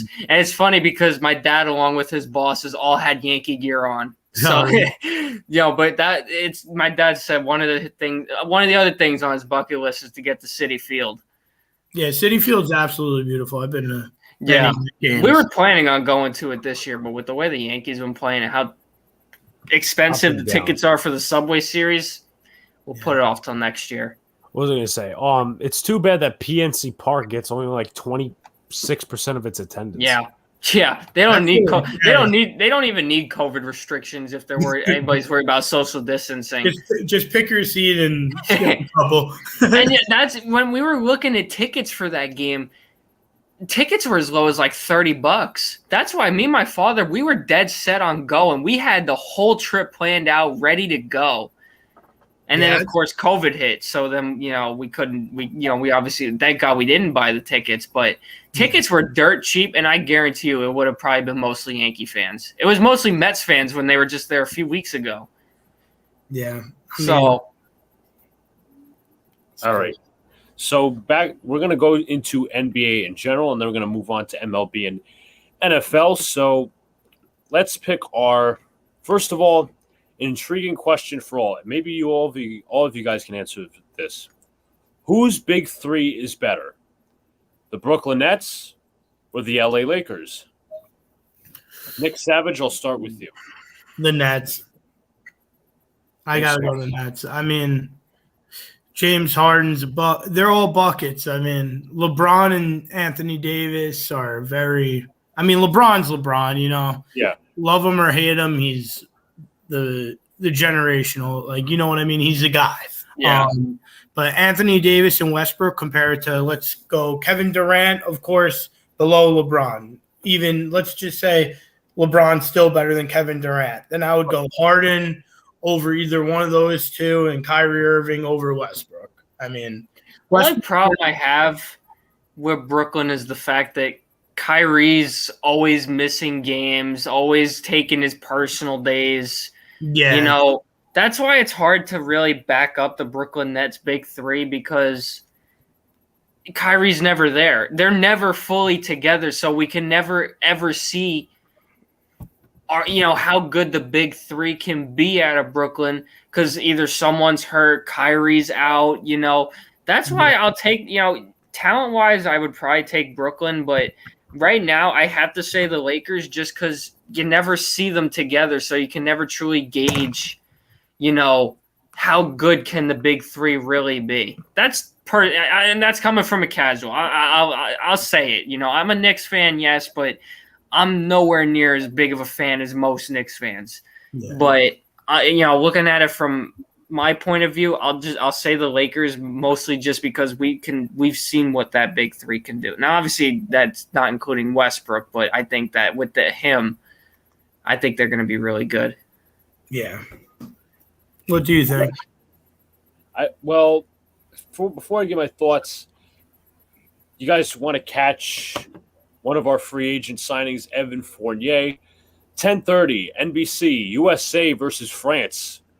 Basketball. For all the marbles. Okay. And USA's baseball team is going tomorrow at 6 for their gold game. So overall, this is a tough decision. I'm not going to lie to you. Oh, God. So let me break it down. Durant is Durant. He's probably the best basketball player in the world right now. Nobody's going to stop him. So that obviously, for what it's worth, I'm actually going to go with Brooklyn because they're a little more young. I mean, if you're talking LeBron, to me, what the postseason showed me is LeBron is starting to head down towards the bad side of 30 and 36. He's starting to hit a little bit. So this is why I'm taking Brooklyn. But if you're talking LeBron from 2016, his Cavs days or whatever, I'm taking the Lakers. Westbrook is excellent. He's one of the greatest players ever, obviously, with how many triple doubles he scored. But his inability to shoot the three ball is kind of concerning, and the lack of spacing definitely hurts. But yeah, I'm gonna go with Brooklyn because Harden. They're all buckets, as Nick Savage said. Alex, what do you say? It's a tough one for me because obviously you mentioned that thing about LeBron. Sean mentioned the thing about how there's always something with Kyrie. He can't stay on the field. Well, stay on the field. Court, maybe. Yeah, well, Luca called it a basketball field the other day. Yeah. Yes, you did. It's 2 against 1. Kyrie can't stay on the court. I want to say the Lakers by a tad bit, but I'm keeping a space in there for me to change my opinion because things can change. Obviously, and just speaking as a team, I think the Lakers have a little bit of more depth. Yeah, I like the Lakers more as a team easily, but as a big three, I got to go with Brooklyn. I mean, look who the Lakers signed this offseason. You could call them the washed supporting cast. I mean, in 2013, you could say these are all superstars. Obviously, you have Russell Westbrook. Obviously, you have LeBron James. Davis still in their prime. Then they re-signed Dwight Howard on a one-year contract. Carmelo Anthony, Trevor Ariza, who won a championship with LA in the Kobe days. Kendrick Nunn, young point guard. Malik Monk, young shooting guard who's gotten better with his shooting. Ken Bazemore. I mean, you look at those different players. I think the Lakers have a hell of a better supporting cast. Just the veteran experience just makes them better. Yeah. Shooting. Dwight Howard with his rim protection and defense. Ariza with his defense, his 3-and-D. Taylor Horton-Tucker's still there as he signed a 3-year deal. Ken Bazemore, kind of a 3-and-D guy as well. Malik Monk with the shooting. You have all these different guys. And I got to say, Lakers are a better team. And I would not be surprised if they were champions. But I also think this can be very well a 2004 type scenario. Oh, yo, the Mets just getting robbed right here. It was a 3-2 pitch. The ball was clearly outside, and they ruled it strike 3. That's tough.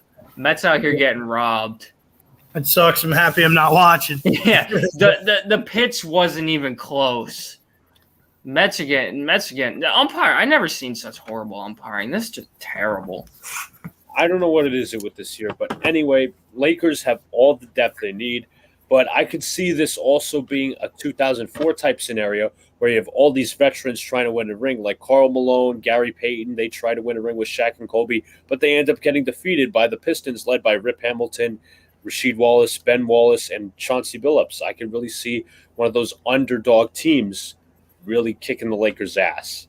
So they're definitely a contender, but I'm not ready to say they'll win the championship. Yeah, I mean, it's not a lock with the NBA right now. You don't know what's going to happen. There's a lot of good teams out there. But the Lakers are my favorite going into the year. But we'll see. Only time will tell. I mean, who's beating the Lakers, you think, if anybody, in the West? In the West. Yeah. Clippers, or you got to go Nuggets? Clippers might be able to give them a run for their money. I think they could. Yeah, Clippers is a solid option.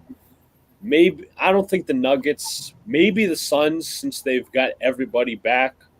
Yeah. I really don't think anybody else. Yeah, I'm not confident. I am not confident in Utah at all. Yeah, I'm not confident in the Suns right now. I know that sounds crazy right now. I don't think they're going to be in the championship again.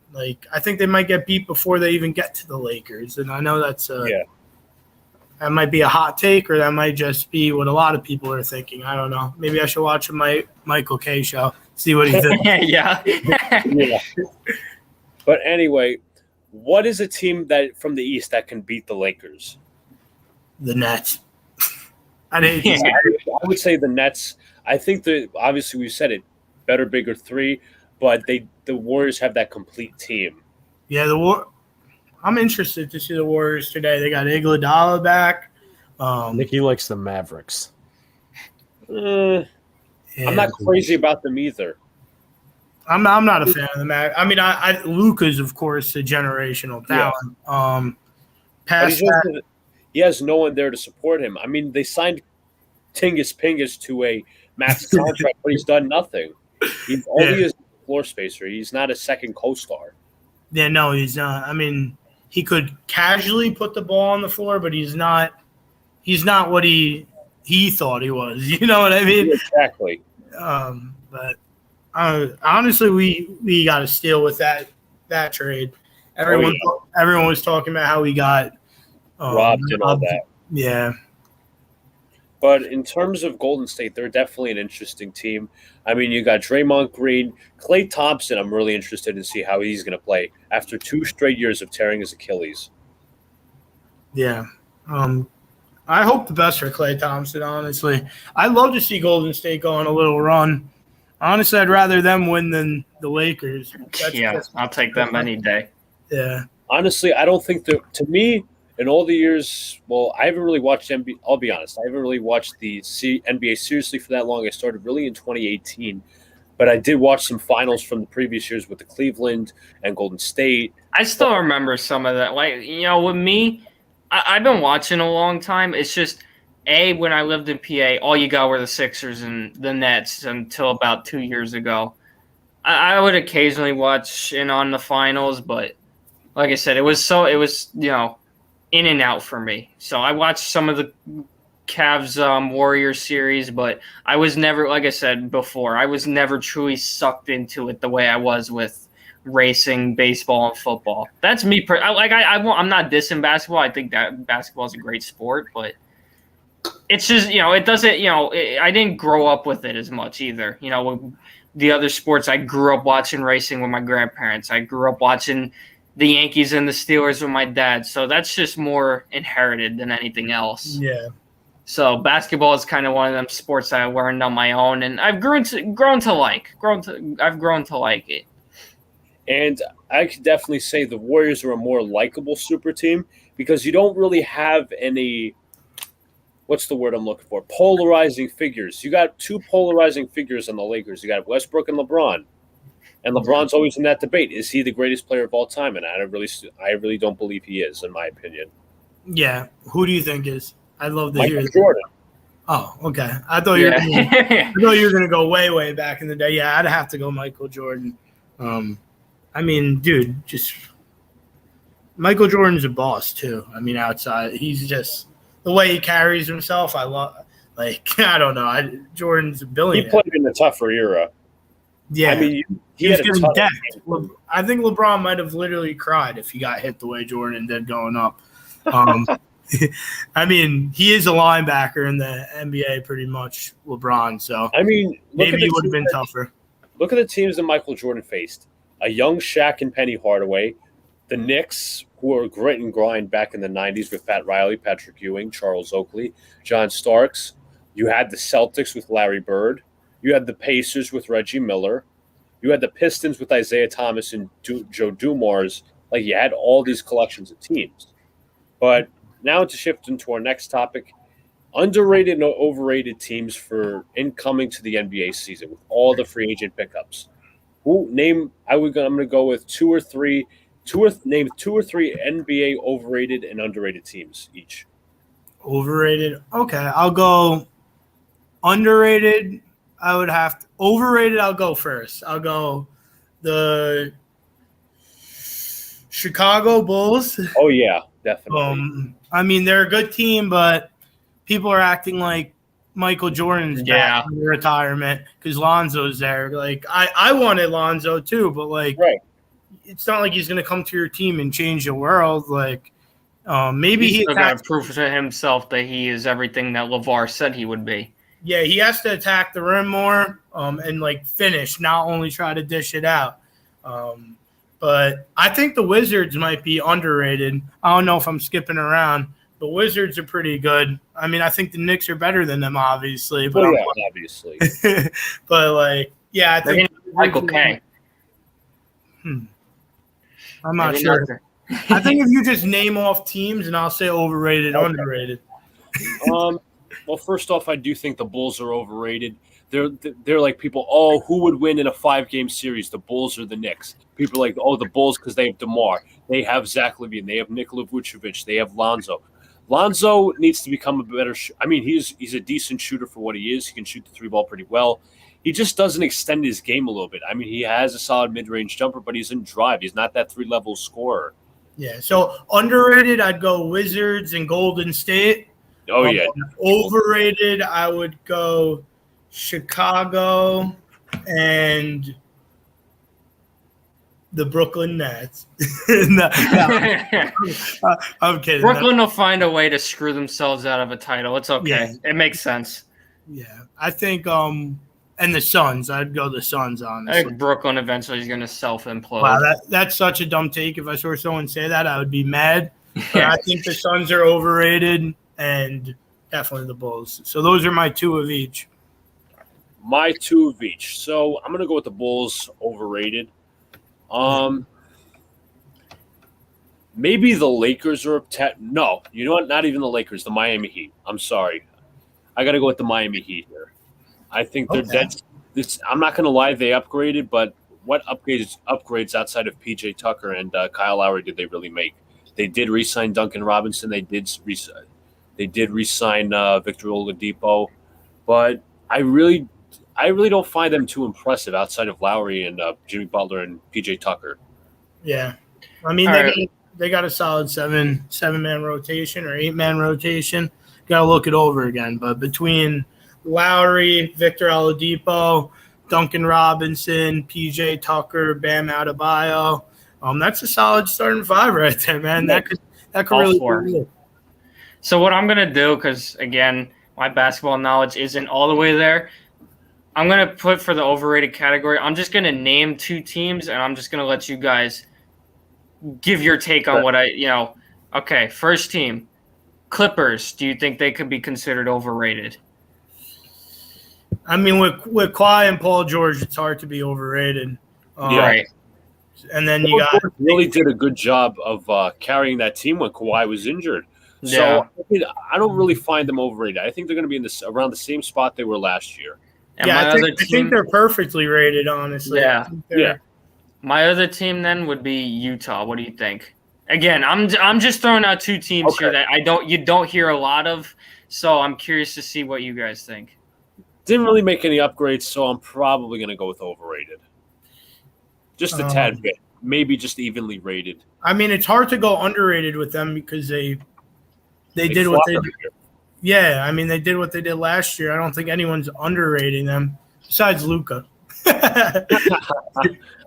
No, I would go. See, I hate to be that guy who's like, no, they're right where they should be, but I guess I would have to go overrated because they're definitely not underrated. Yeah, so I would have to go overrated if I had to choose. I think the Celtics might be overrated a little bit. Celtics, I agree with that 100%. Because, well, I obviously saw that the Celtics are talking to Dennis Schroeder, but they don't have any point guards. They don't have a point guard to run the whole thing. I mean, you can't just survive off of Jason Tatum and Jaylen Brown. Yeah. Because the Celtics are going to be better than the Knicks when they don't even have a point guard. Yeah. That's just bias right there by Peter Rosenberg. So yeah, did he grow up in Boston? Rosenberg grew up, I think, in Maryland or New York or something. Maryland. Gets hit.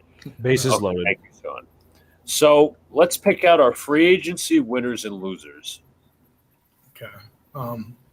The winners, I mean, I know you're saying it's a bunch of washed up people. I really like what the Lakers. They're very deep. Yeah, I could definitely agree with you. But the thing is with the Lakers, you could say that Carmelo Anthony's washed and he's just a role player, same with Dwight Howard. They're putting them all in the right place. Yeah. They're placing them on the bench or whatever. Yeah. Howard can maybe still start, but he's not going to be 2012 Dwight Howard, Miami's the winner too, Right.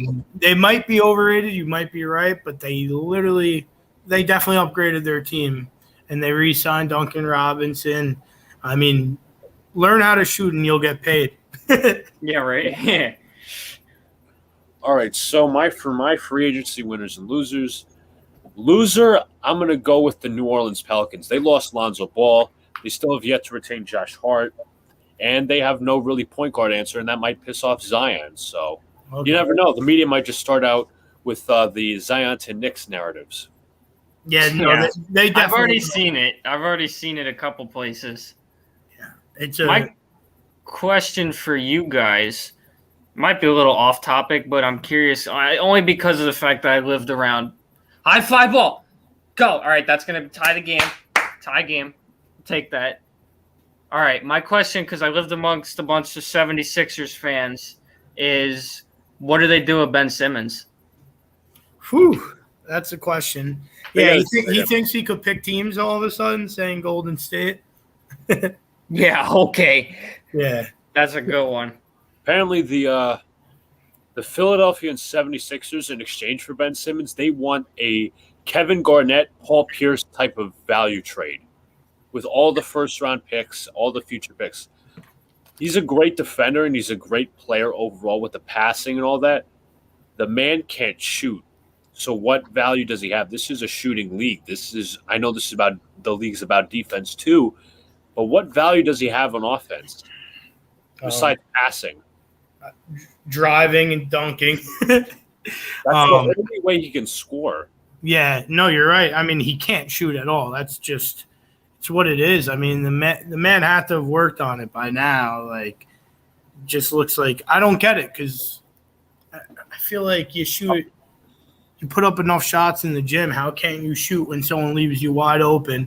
Has to be in his head. I bet you at the gym he has to hit shots. It's all about mental. It's all the mental thinking. And we all saw that play where Ben Simmons was could have went up for a dunk or a layup or something where he could have gotten fouled, but he passed to his teammate Matisse Thybulle.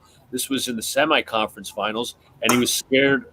I guess he was timid of going to possibly the free throw line. We all know how horrible he shot from the free throw line in the semi-conference finals. He shot something like 33%. Yeah. And then I was watching a Knicks game back in 2019, and whoever said it, I don't remember who it was. Simmons shot a three and he made it, and they're like, "Oh, that's Simmons' first career three ever made." I'm like, "What?" Yeah. Well, I remember seeing that online somewhere that he just hit his first three. I was like, "What, of the year?" Yeah, I was hoping for like the year. Maybe he's really having a bad stretch or something. Yeah. Now to think of the rest of my losers and winners, I have one more loser and two more winners. So, winners, LA. I'm gonna go with LA. One more winner, one more loser. I don't know. I really didn't like what the Spurs did. They should just start rebuilding, in my opinion. Even though they did sign Doug McDermott and Bryn Forbes is coming back, but they really don't have anything, really. I mean, yes, you do have some solid pieces in Lonnie Walker and Kelvin Johnson, but DeMar DeRozan's gone, Marcus Aldridge is gone, and isn't even considering coming back, which he wants to go to a team like the Nets or the Lakers, and you're not getting him back to the Spurs. So Greg Popovich is going to have to cook something up. Yeah, I mean, update from Philly. It's 4-1 Phillies now. Top of the ninth. And so my other winner, this is going to be a tough one. The Knicks, right? Maybe. I mean, they would be like, I mean, I don't want to be biased, but. Yeah, that's why I tried not naming them. Yeah. I really got to think this through now. You know what? Let's look at the teams in the Eastern and Western Conference. That's going to help me so much better. Yeah. Let's see. Sixers, no. Nets, no. Bucks. That's the man TD in the chat. How you doing, TD? Sorry about the Mets right now. All right, so I'm going to go through the standings. Hornets, they did sign Kelly Oubre. They did get Mason Plumlee, excuse me. I think they already had that team built for the general. I think Hornets stay about where they're at. I just pulled up the Eastern Conference standings too right now. I mean, they're not jumping up, adding those people. You know what? I'm going to change. What did I say for my losers? I picked the Spurs and the Pelicans. I'm going to change the Spurs and I'm going to tune it into the Blazers. They really didn't do much this offseason, and they're not really going to make Damian Lillard happy. No, I sort of I forgot what I saw about them, but it was something. Yeah, no, I mean, I forgot. I saw somewhere. I wish I wrote it down, but what was it? Yeah, no, I mean, basically, it's a point that you're making that it named like their signings and their moves in the offseason. That's a great one for an underwhelming offseason right there, the Blazers.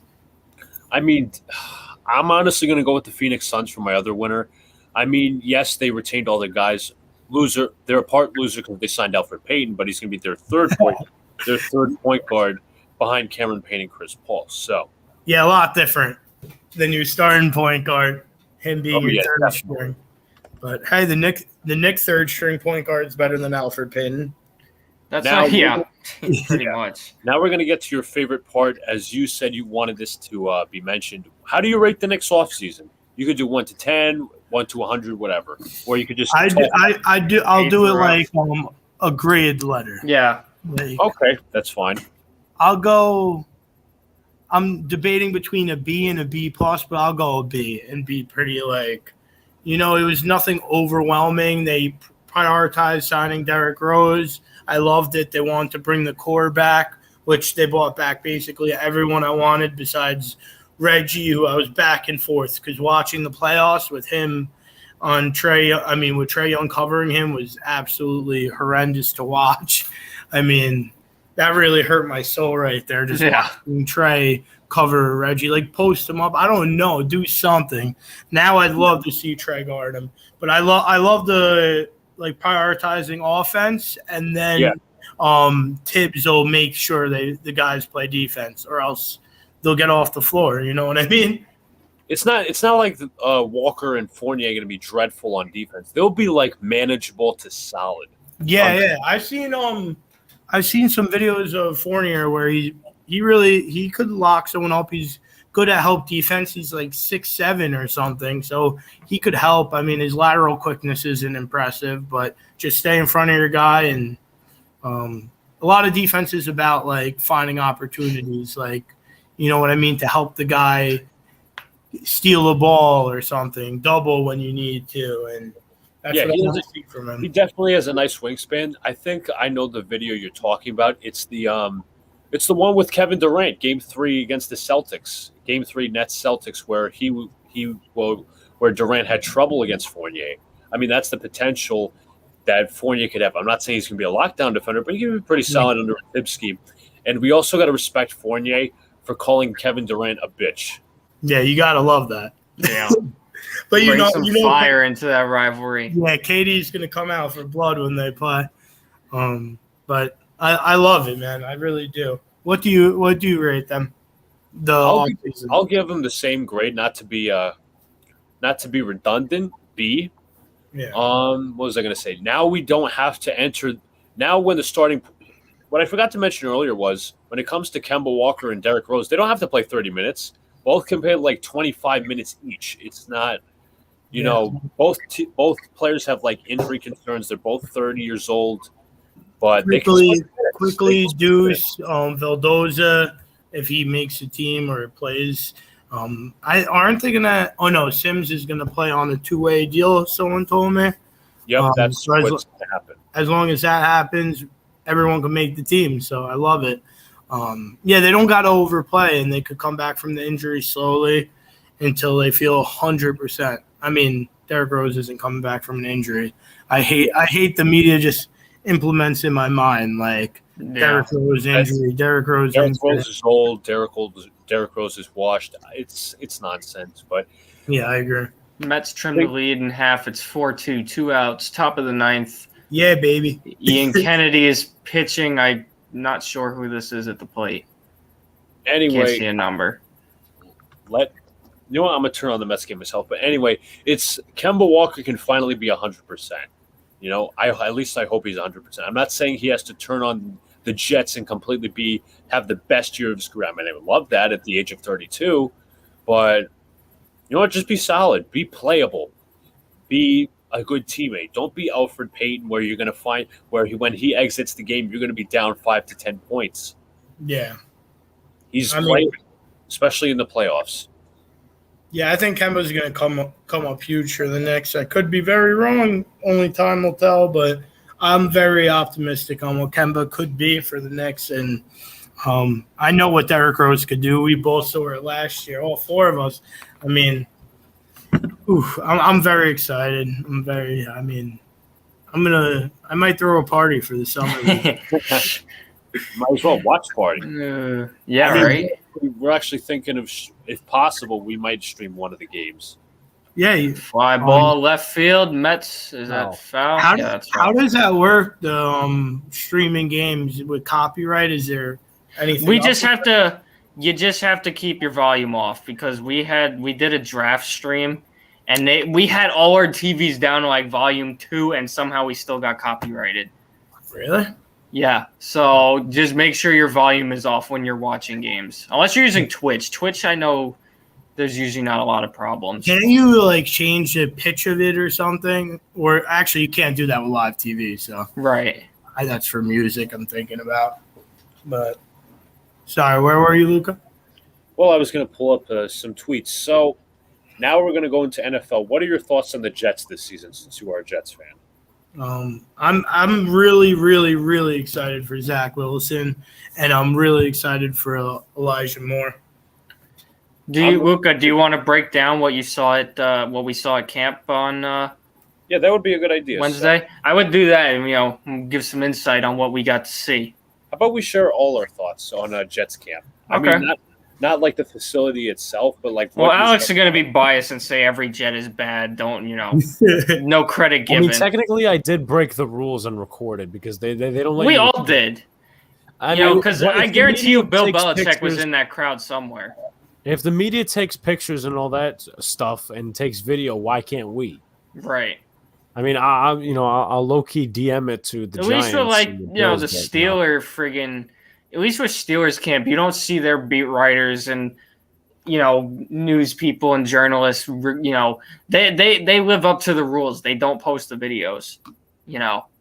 But in New York, it's different. Well, so Luca. I saw some good things from Zach Wilson. Okay, Aaron Boone. I thought he looked very solid as the Mets lose 4-2. I'm going to turn it back to the Yankee game. Zach Wilson looked very solid. I'm crying Mets fans. Elijah Moore was very good. He's like, you want to put your eye on somebody else in camp, but it's so hard not to focus off of him. Like, he's that shining star, I believe, for the Jets. I mean, we'll see come week 1 and all that, how he's going to do against NFL competition, but he really looks good. Well, Sean doesn't know this, but a couple of days ago, I think this was maybe a little bit before, a little bit after we were at camp, and it was a little after. So Jets fan was hyping Elijah Moore, basically saying, oh, this, that, and the other thing.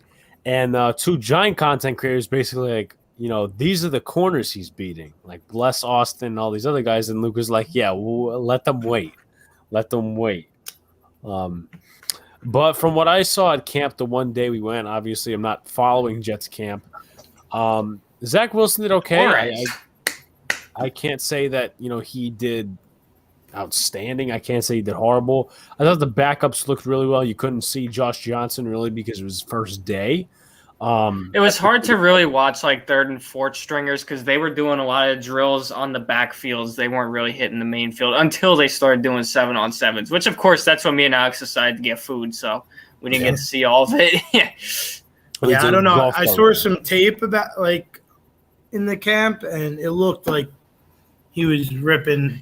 I'll say this: if there's one thing I would take away from what I saw with Zach Wilson, he made some really nice plays. I will say that. I think if there's one thing, if I'm going to point out one con I did see was I think accuracy was a little off on the day we went. There were a couple of overthrown passes, which I'm not expecting to be perfect. I'm just he is explaining what I saw.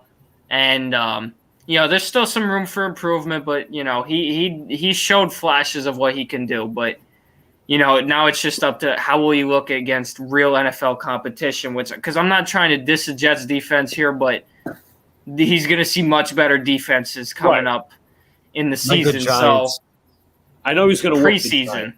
Yeah, the Giants are still a good defense. Yeah, he'll whoop you guys. I promise. Oh, okay. Oh, God. You know what? You know what's funny? We never made our bet. We never made that bet for next week. Yeah. So what was the thing? I thought we made a bet. Remember, if the Jets win, Alex has to wear. I don't think we never finished it though. Yeah, we did. Luca, what do you say? I think we did, but you had something to add on it, Alex. Yeah. Okay, so the first part of the bet was if the Jets win or the Giants win, opposite fan makes a video about him and has to wear a. I was thinking on live stream. On live stream, that also works as well. So that's one part, and I forgot what the other part would be, but you know what? That sounds about right for a bet. Even though it's preseason, nothing too over the top, like Michael K being forced to eat a Whopper. I mean, I still feel bad for that man because them things are disgusting. Whoppers are disgusting. Burger King fell off. Huh? I think Burger King fell off. I think so too. Their food isn't as good as I remember. I'll still eat it, but fries, that's about it. I'll do the chicken fries, but don't even like the most popular thing from there, Sean. Jesus Christ. I'm a McDonald's person. That's why. No, I understand, but I just never I never thought highly of the chicken fries. I don't really eat. Well, my favorite thing actually was, and it was only a temporary thing, was their chicken tenders. Those were really freaking good, but they only continued it for like a limited time. I wish they'd bring them back. Those Burger King. That was my favorite thing. But no, I still think McDonald's is better. All right, I'm going to take a vote. Who McDonald's versus Burger King? We're going to do this. Since if we can talk Wendy's. cereal all the time, we'll make it about fast food. I vote McDonald's. He votes Wendy's. Yeah, okay. I personally, I'm not a Wendy's guy, but I respect it. Burger King. McDonald's. But we're talking about diverse. I mean, I know my dad would say Burger King. He was never a fan of McDonald's. Yeah, I mean, I know my some dad's a of Burger those King guys. guy too. I mean, I I like their quarter pounders over McDonald's, but Yeah. still. Hold on, what? You just said you like their quarter pounders over McDonald's. Quarter pounders are McDonald's. Over at property. McDonald's. You said over. Yeah, he did say that. I heard that. Yeah, I knew where you were going with it. Yeah. I put that on the list of gaffes. Oh boy. But what the? How the hell did we get into fast food? Bro, fast food always wins friggin' arguments. That's what happens when you talk for 2 hours, 20 minutes. Yeah. Oh, you should see. We've turned so many videos into cereal debates. Okay, Nick Savage, I'm going to ask you this. Alex is not of the popular variety. Does the cereal go first or does the milk go first? Honestly, that's a tough one. Don't judge me, but I put the cereal in second. So you're with the popular opinion. Thank you. Oh, cereal goes first. He said cereal. No. I said don't judge me. The cereal I put in second. So yes, thank you. The standard way to do it is you put the cereal in first. Okay, at least he admits the right. No, that's 100% true. But it's better if you put the cereal in second. Exactly, because then you could pick like which ones you want to be crunchy and not. You push the ones to the bottom that you want. Okay, I'll say this. At least he makes a legitimate argument. Alex just says, "Oh, because milk is better to go in first." No. Yes, Luca, back me up on that. Doesn't Alex? Here's Alex my analogy. Argument. Nick Do you Savage go? Here's Luca. I run the show. Here's no, my you analogy. don't. Here's my analogy. Luca's run this entire show today. You lost today, that argument. Not the other days. Here's my argument. Here's my argument. Here's my analogy on that. Do you go into a swimming pool before the water's there, or do you go into a swimming pool where the water's I don't put anything from I don't drink the swimming water or eat anything. Yeah, exactly. Thank you. Sorry to blow up. I knew where you're going with it. I just had to. The way I look at it is you put the cereal first, because if you put the milk in first, it's going to splash everywhere and you make a mess. No, it's not. Yes. Well, not if you pour it gently. Maybe. See, that's the thing. When I wake up in the morning, I'm impatient. I want my food. I think you're too aggressive in the morning. That is true. As a part of the cereal conversation, Nick Savage, what cereal do you like? Captain. I mean, I haven't had cereal in a very long time, believe it or not, but Captain Crunch with like the little berries is fire. Okay. My favorite's is a classic. Peanut butter. Honey Nut Cheerios. What did you say? I would say my favorite Captain Crunch is peanut butter flavored. Oh yeah, those are good too. Those are my favorite, but my favorite overall cereal is Frosted Flakes. Yeah, I mean, I probably had Frosted Flakes the most out of any cereal, but I think Captain Crunch. I'll get behind that argument. I'll get behind that argument. My favorite is deterring me to have cereal after the show. Yeah, I might go up. I got Frosted Flakes upstairs. I'm getting. Yeah. Well, I gotta go. I'm going to Meat Farms right now. Yeah. Well, my favorite is Cinnamon Toast Crunch. Alex's is Cinnamon Toast Crunch. Frosted Flakes. He used to like Cookie Crisp, and he used to like. Yeah. Lucky Charms, Cookie Crisp, yes. If I want cookies, I'll go out and get some homemade cookies. Yeah. Yeah. We're in New York, you have to. Yeah, right. And the weirdest thing, Nick Savage, about Sean is he was talking about meh for Lucky Charms. You know, regularly a kid would have fun and just eat the marshmallows. This guy would eat the Cheerio grain looking parts. That was me. I didn't. Yeah. What's your favorite cereal? I would have to go with Raisin Brands. You know. Yeah. Do you like French toast? Yeah, French toast. Alex does not. How do you? I feel like French toast is delicious. French toast is the best. Do you like Cinnamon Toast Crunch? I do not. Oh, okay. So it's just a flavor thing. Come on, guys. We could all have preferences here. Everybody picks on each other for different things. Yeah. Alex don't like French toast. I don't like ice cream and cake. Luca doesn't like soda, popcorn. So we all have our quirks. No, honestly, if I knew you guys for longer than 2 hours and 23 minutes, I'd probably roast them for not like. Yeah, well, we roast each other for the dumbest. We've been friends for what is it now? 13 years. 13 years. Come this month actually, in 2 weeks or whatever. Because the average start was the 24th, 25th. So this is our 13th year being friends. So we'll pick on each other for the dumbest things. I told this story because this is a true story, by the way. I told these two it. So we went to Cleveland a couple of weeks ago, me, my dad, and my brother, go to the Rock and Roll Hall of Fame and the Pro Football Hall of Fame. So we were looking for restaurants, and it was 9:30, 10 o'clock in the morning. And Gardner, of course, he's not going to do anything. Why would he? Why he's 9:30, 10 o'clock. He should quit baseball. He really needs to. He's a liability. Throw the helmet all you want. You're not helping this team. What was I going to say? So it was 9:30, 10 in the morning, and we couldn't find a place that didn't have a wait time. So we finally found a place, and it was, of course, Luca looked it up. It was fast food. It's like some barbecue place or whatever. They didn't serve pancakes, and I think that's a total embarrassment. That doesn't make sense. I love pancakes as much as I love French toast. But I'll be honest, if you're serving breakfast, you got to serve pancakes. You have to have pancakes. I don't know how you don't. And waffles and French toast. I just think that's the American staple of breakfast. Apparently, I'm wrong on that one. All right, so I wanted to dive into our NFL topics. So to get in the latest in some NFL news, what did you guys think of the Josh Allen extension? It is $258 million. Yeah, that's approximately $43 million a year. He has improved big time. So you're putting all your eggs in the basket for 1 year. For 1 year of proven talent.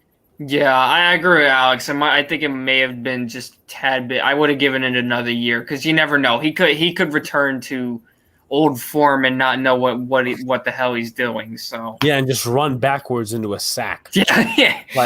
So that's what I think about that. Premature? Yeah, I think they should have waited another year or so. I think it was too soon. I know people were complaining that Lamar Jackson wasn't getting paid. He hasn't performed in the big game though. The only big game was the Titans, and they had a horrible defense. Yeah, aside from that, he collapsed against the Chargers. He collapsed against Pittsburgh last year, which was an easily winnable game. Alex, this is an old. Alex, I literally sent you a post earlier proving we're not the only ones that believe Tennessee can be good. Now, the guy I sent to you, he believes the Titans are Super Bowl contenders. I'm not going that far. I'm not going that far. He said improved defense. I'm really not 100% sure where. I'm just going to let you off-topic subject. For the Olympics, are you rooting for Evan Fournier and the French or USA? I'm still backing USA up. That's my country. I hope Fournier does well, but I want my country to win. Yeah, I want the USA to win, but I want Fournier to drop 30.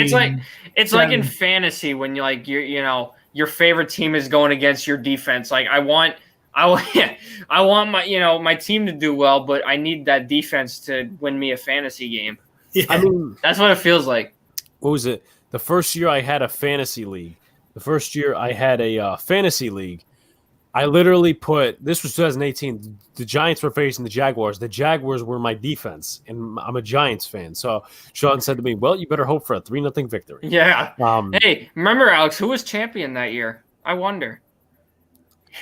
Well, yeah, I was champion last year also. No. Said, I think it was good on Buffalo's end to lock him up before Mayfield. And that part I get because obviously of record-setting contracts, and that's how the market goes these days. But once again, it was 1 year of success. I can't really say that. Yeah. And we still don't even know if the other guys are Lamar again hasn't proved himself in the big game. Baker Mayfield has a lot to improve upon. So I don't know. I agree with Alex. I think it was too soon. Sean, I never got your thoughts on this. What do you think of James Washington requesting a trade? I you know what? I'm not happy about it because Washington has been a big player for us. I can't hate why he wants to be traded, though. Fournier knocks down a 3 for Team France. He wants more playing time, and you can't hate a guy for wanting more playing time. I'm not happy about it. Johnson playing over him. I mean, you got Deontay Johnson, Chase Claypool, and Juju Smith-Schuster. So he's already number 4, and he proved in that 2019 year he can easily be a number 2. I wouldn't go a number 1 just yet. I need to see more out of him to call him a number 1 receiver. So I'll still say a number 2.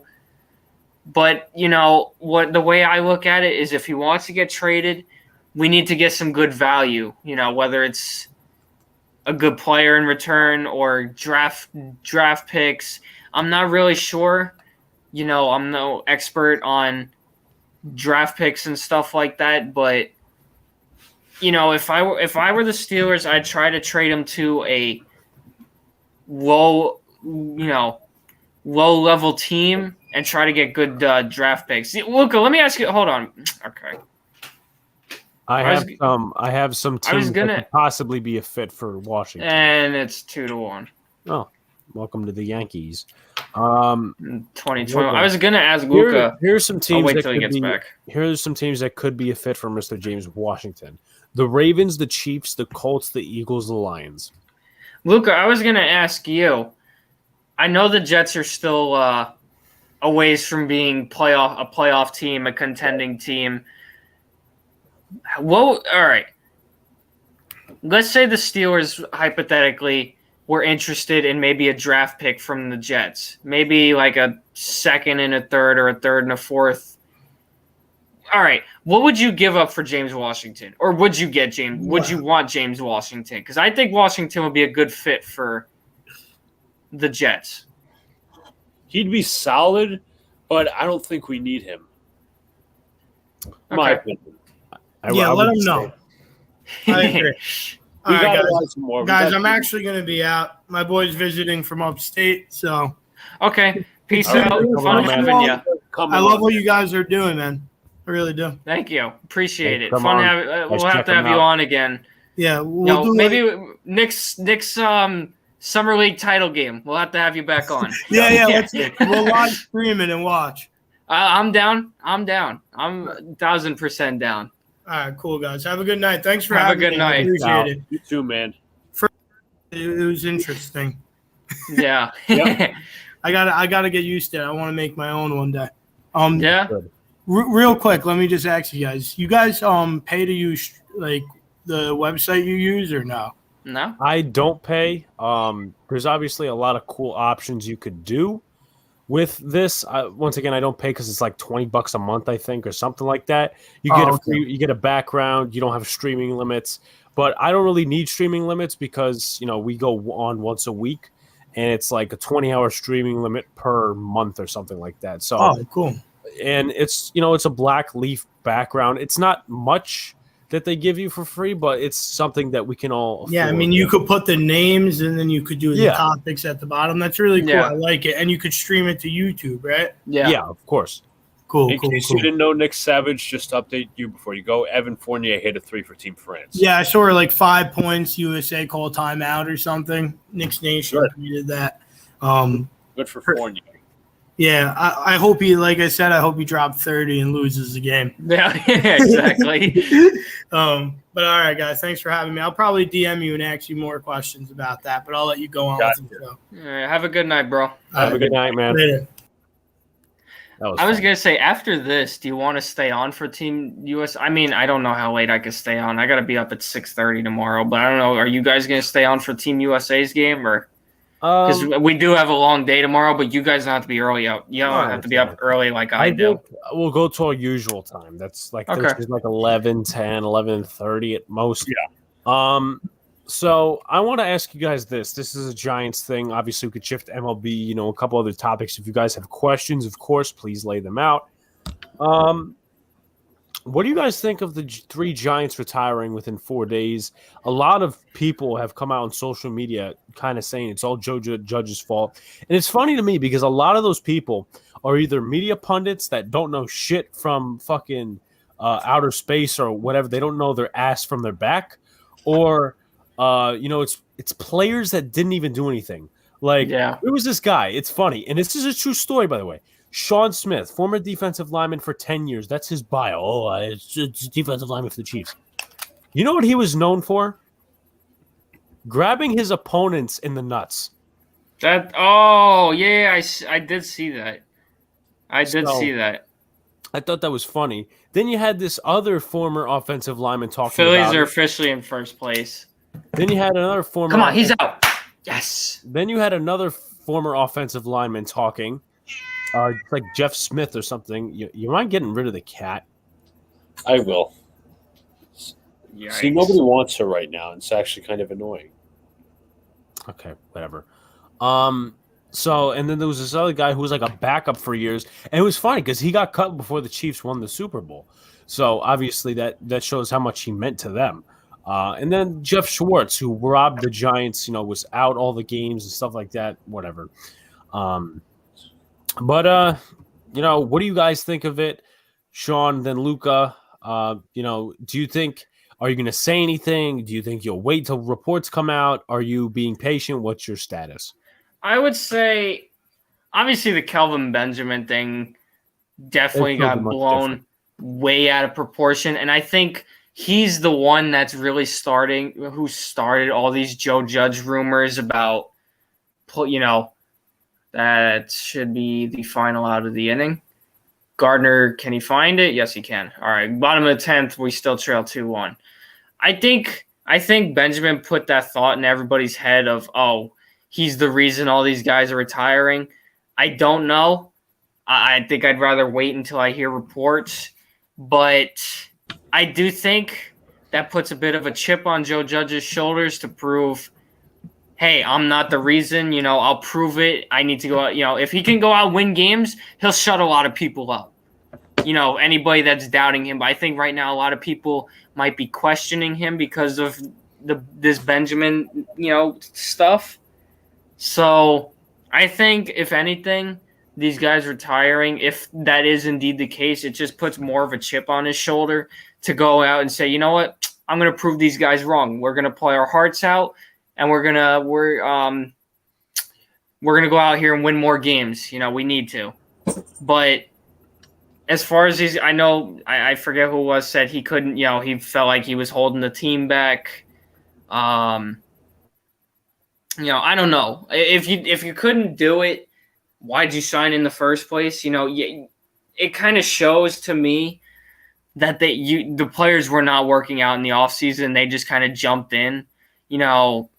I could be wrong. I don't know. It's too early to speculate, but I'd be a little concerned. I'd have that thought in the back of my head if I were a Giants fan. What's going on? Is Joe Judge doing something? I would have that thought in the back of my head, but I wouldn't even really read too much into it because they weren't really significant pieces, I would say. So that's how I look at it. I kind of went all over the place. And, Nicky says, I'm not sure how to feel 3 in 1 week is a bit crazy. I do agree with that. The Raiders also had 3 retired this week. Theo Riddick, Sam Young, and another guy. Both are hard coaches. John Gruden, the nicest guy. I'm gonna say this, and I'm probably speaking for everybody else. I'm gonna not put any bias into this, but I feel like another reason we could be seeing players retiring like this might have something to do with the NFL's COVID rules. I don't know.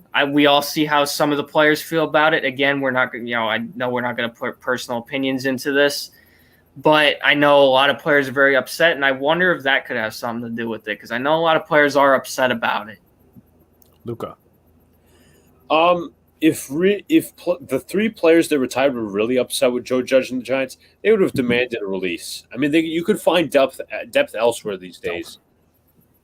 Yeah, meant depth, but I don't think it's too much to make a big spectacle out of it. But again, Sean made a good point. put the media's foot back in their own mouth. Make them eat their words. Go out and have a great season. Yeah, and that's what the Giants will do because they'll have a better season than both your teams. I feel confident. Says the team that hasn't won a game since like February. Steelers have the best record since February 8th, just saying. And the Cowboys have the worst. Funny guy. We beat your rival and you're complaining. I find it hilarious. I'm not complaining. I'm not complaining. Even though it was preseason, I'm not complaining. I don't care. Now you better hope we go out there and smack the Eagles next week. Well, you better, and if you don't, I will. If we don't, I'm gonna cry and complain the season's over. Well, wouldn't you be a great Steeler fan for doing? Oh that? yeah, wouldn't I? I mean, most Steeler fans act that way anyway, so I really just fit right in. So, in other NFL news, Rams backup quarterback John Wolford contracted appendicitis. He has appendix removed and is doing fine, but is week to week. And also, this guy said on Twitter, who I follow, Yankees eventually have to move on from Stan or consider moving on, even if you have to eat some of the contract. It will never work for him here. It's hard to disagree with it because he's so inconsistent. 1 minute. Yeah. Yeah. I truly think it has to do with the lack of the run game. If they had a run game last year, I think we would have seen a very different ending. I think Ben was worn out because of Randy Fick, and they're running the same. Anthony Rizzo. I'm watching. Running the same 4 plays every game, not using the run game. I think if the run game can be good this year, if the offensive line, proves a lot of people wrong, respect that Italian flag. Is that a Steeler jersey I just saw? I couldn't tell.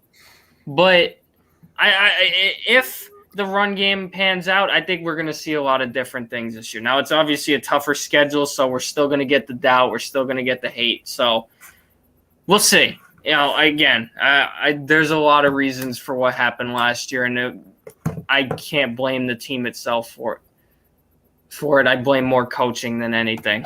Well, I know it was all Sean's fault. Yeah, of course. It's always my fault. Yeah. Remember, one team tanked, so you couldn't get in the playoffs. So, well, there's that, and then Luca's team tanked. Tried to. Yeah, and he supported it. Remember, still failed. Everybody he supported. The Jets couldn't even tank correctly.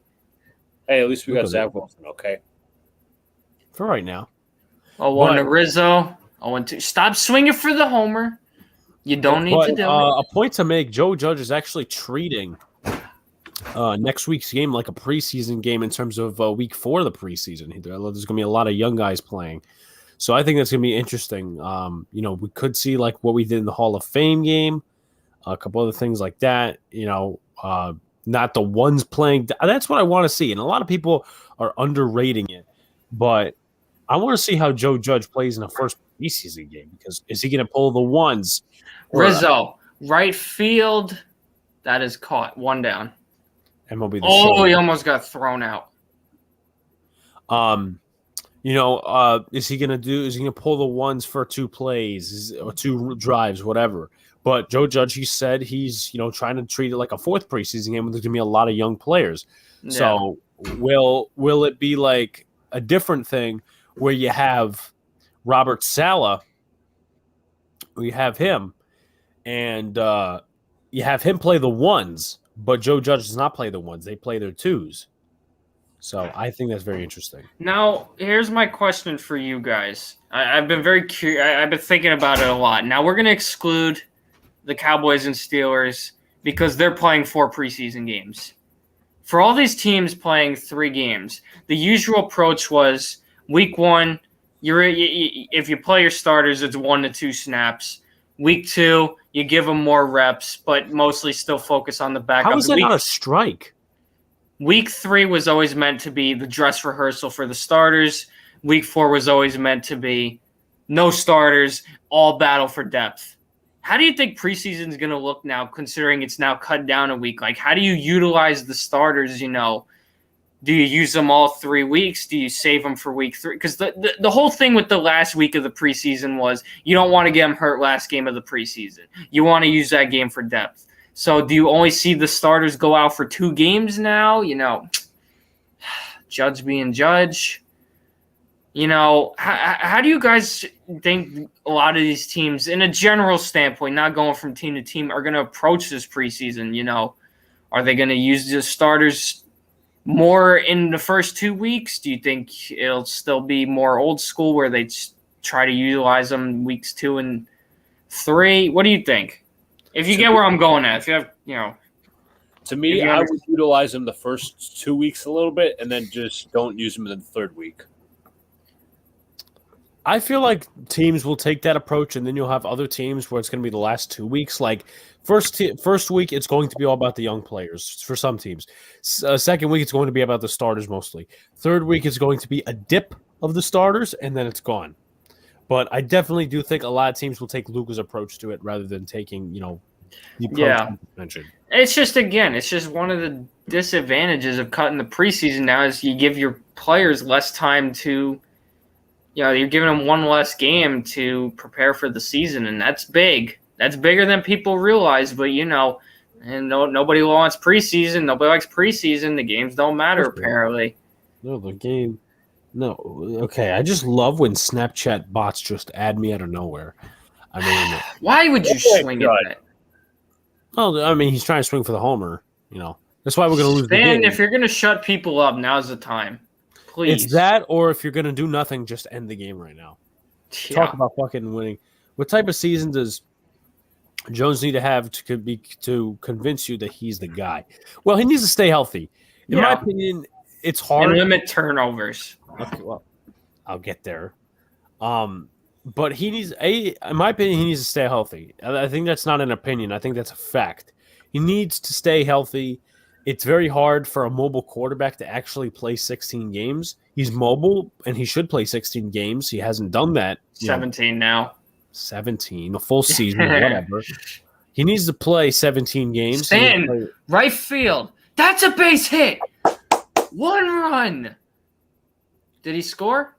Yes, he did. This game is tied. Stanton with the base hit. Keep shutting them haters up. Let's go. He needs to play. He needs to play a full season. He needs to limit the turnovers and show some progressions, not just stare one receiver down and throw to him, because that's how you throw interceptions. Jason Garrett needs to help him too. I mean, people were talking about the arrogance of Jason Garrett the other day. He was joking when he said call him coach. I mean, that's also a sign of respect or something like that. I don't know. I didn't catch up on the situation, but Garrett needs to help him out. You got your weapons now. You can't be just having the players uplift the coordinator. The coach is supposed to uplift the players. It's how it's done in a lot of sports. That's the normal thing. So Jones, limit the turnovers. He needs to throw for more touchdowns. But obviously a lot of people in the casuals go out there and say, oh, he only threw for 11 touchdowns. Well, if you looked at the second half of the season, they did a lot of rushing touchdowns. You look at the running. Oh, God. You look at the throws downfield. You look at the throw to Darius Slayton downfield against the Eagles. You look at the throw to Shepard downfield. You look at the throw to Tate downfield in both the Arizona and the Eagles game. All scored in by rushing touchdowns. He did not get the credit. He didn't even have a passing touchdown against the Philadelphia Eagles the second time. He had a rushing touchdown. So that was kind of the philosophy that they were trying to go at the back end of the season, and when it didn't work, Colt McCoy with Alfred Morris, Wayne Gallman in the Browns game. They tried doing that. The Browns stopped them after a while, and they had swing and a miss, 1-1, because they had nothing else. Because the receivers could not get separation, and that was just mainly the problem. But you have receivers now. Your offensive coordinator has to evolve with the weapons he's got, and you're going to have a couple more guys be, putting their 2 cents in the playbook. Russ Callaway.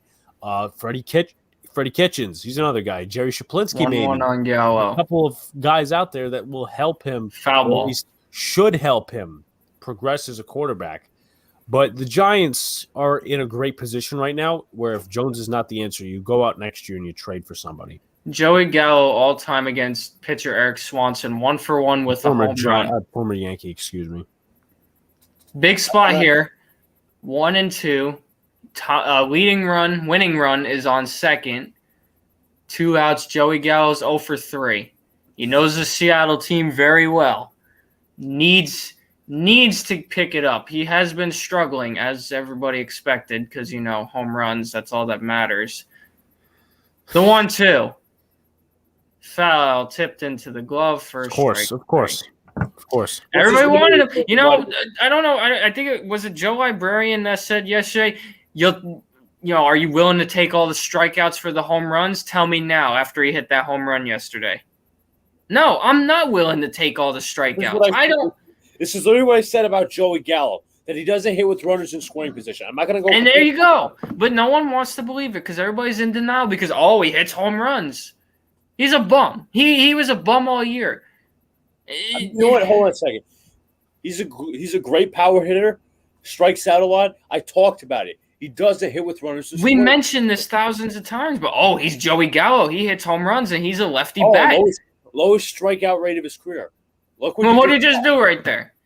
Andrew Heaney, high fly ball rate. We saw the fly balls the other day. He can't ground into a double play with 2 outs. So what does he do? He strikes out. Yeah, well, apparently that's a better option. I'd rather strike out. Andrew Heaney. We'll go to this analytics thing more. Andrew Heaney, he has a high fly ball rate. Oh, that's cool. He only gave up 4 home runs. So, yeah, we saw that high fly ball rate all right. Good God. Yeah, nothing on Twitter trashing Joey Gallo. It's just one. Bronx Bobber News strikes out, and we're headed to the 11th. No, yeah, they're not going to hate him because, everybody wanted him. So it makes it hypocritical to criticize him. But, Yankee fans, at the end of the year, if he can't do anything, which he's already not, then they're going to complain. Then they're going to complain Cashman should be fired. You guys wanted him. He got him. Asking you shall receive. Literally, I'm sick and tired of it. After that Gallo homer, everybody was like, what was I going to say? They were like, I'm sorry, Cashman, for any slander. Shut the fuck up. He's been terrible. He hit 1 home run. Y'all praising him like he's a god. Odor is now at second. Wade's at third. Abreu is pitching. This is what he is, guys. This is what he is. And everybody's like, it's whatever. Well, don't be pissed off when don't be mad at Cashman or whoever. Don't be pissed off when he strikes out in these situations. It's the same situation with Stanton. Everybody wanted Stanton when they announced his trade. Everybody was so hyped. But did you forget in Miami he was injury prone? He's injury prone in New York. Oh, and you people are surprised?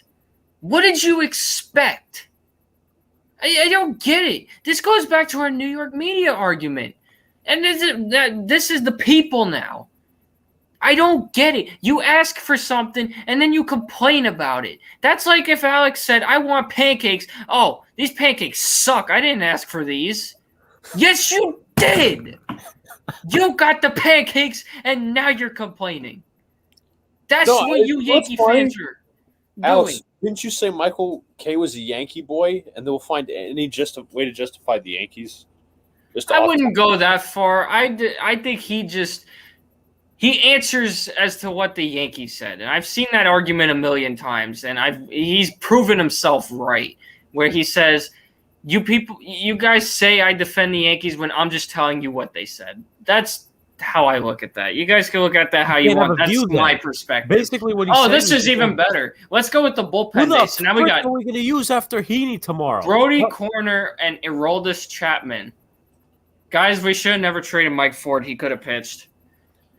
We should have never traded Cessna. How about that? This right here is why bullpen days, openers, whatever the hell you want to call them, shouldn't exist. Because if this game goes 13, 14, 15 innings, which it shouldn't, because Can I ask a question here? Can I ask a question? Go ahead. How many days ago was it that Luis Hill pitched? How many days ago was that? Someone please do the math. That was the second game of the Orioles series. So that obviously 2 days of rest here. You got the Orioles. That's Tuesday. Okay, so that's what 3 days of rest. Okay, because I'm trying to make up a point, but the fact that their depth in the minor leagues is meh because freaking I don't know. Yeah, Gil pitch is amazing. You send them down, you keep Brady Corner on the roster. Yeah, it's why the Yankees were popular for this a couple years ago with these freaking openers. It never made sense to me. Why would you waste all your pitchers And then have the guy the next day, whether it be Garrett Cole, Luis Severino, whoever, pitch an inning because he gave up 5 runs. Now you got no one in the bullpen. It doesn't make sense. How is this logically smart? How is this smart? Third time through the lineup? Cool. What about the next day? You're not even going to get to a third time in the lineup because all your pitchers are going to be out. And someone said it, I think it was Don LaGreca or somebody. Nikki, I'll get to your question in a second. I know I've been avoiding it. Someone said it. Why are you thinking about September and October right now? When you're not even there yet. Yankees, if the playoffs started today, they'd miss it. You can't prepare for the postseason if you're not there. It's common knowledge. You want to get from point A to B, but you're stuck in the middle. You got to get to B for it to be point A to B. Oh, my God. Alex, you're saying about Michael K. Tomorrow they're going to get smacked. I can't wait. No, but what I was trying to say is that either it's the problem that, you work for a network, and this is with, this is not just him, a couple other beat writers and stuff like that. You work for a network, you can't even implement your honest opinion, and when it does, and when you get criticized for not, providing an honest left opinion. Left field, Gallo has it, 1 away. And when you get criticized for, not having an honest opinion, you get all mad about it. Like, for instance, when we were talking about the Gallo, when he was talking about the Gallo trade, oh, well, the analytics guys, they like it. Who cares what we're talking about? Your viewpoint. You broadcast. You watch this team. Almost 162 games. Obviously, you don't do every game. You watch this team. Would they want to know your opinion? It's the Michael K show. It's not the analytics show. The problem with these shows is if you go too far in ripping the team, whether it be Michael K on the Yes Network or Boomer and not Boomer and Gio, Carton and Roberts, if you rip the team for the network you're on, your producers are not going to be happy. That's just facts. And that's the problem, That's called being a mouthpiece for your damn team. And that's the problem with a lot of the websites like the New York Post or when they try to, ask do these questions. Press conferences, you're going to get the most basic answers because you're not pushing him. That's why you get the same answers from Boom. You're not – that's – okay. Wow. Somehow that's a strike. That's pretty much the same call that happened in that Mets game I was talking about before. You're not going to ask the tough questions. You're not going to get the good answers. People can get frustrated all they want about Boone's same answer every time, but this because the media won't push him. Hoke was the only one that made an attempt, and you saw how Boone cracked under the pressure and said, get the hell out of here. They need more people. I respect Hoke for the fact that he pushed them a little. We haven't seen it too far, but he tried. He at least tried. Now look at this right here. These are all the pitchers that, they can't use now. Corner is even going to be limited because he pitched 34 on the day that, what's his face? You could have used Rodriguez today. I don't understand. They did. Real quickly, before we talk about the Yankees, I've been delaying Nikki's question for about 6 minutes. How many wins do we need for Gettleman to keep his job? Well, it also depends not just on wins. It depends on Daniel Jones. Daniel Jones is nothing this year, and they don't feel comfortable with him as the starting quarterback. I think he's gone. If this team does not get into the playoffs, I think he's gone. If some of the guys he brought onto this roster with Joe Judge, he's gone. They'll give Judge another year. They'll give Judge another year, but you know what? They won't give Gettleman another year. With that being said, Joseph, what's going on, man? How you doing, Joseph? For a while, I unfortunately have to wake up at 6 tomorrow, so me too. We have a. I feel you, brother. Yeah, we have a long day ahead of us, but Sean has to work before that. Hey, I gotta go to work in the morning, so I gotta be up even earlier. Bro, can you? Now he can't throw strikes. This is what happens when you don't have veterans in high leverage situations. Or you use all the bullpen. You know what frustrates me more than anything?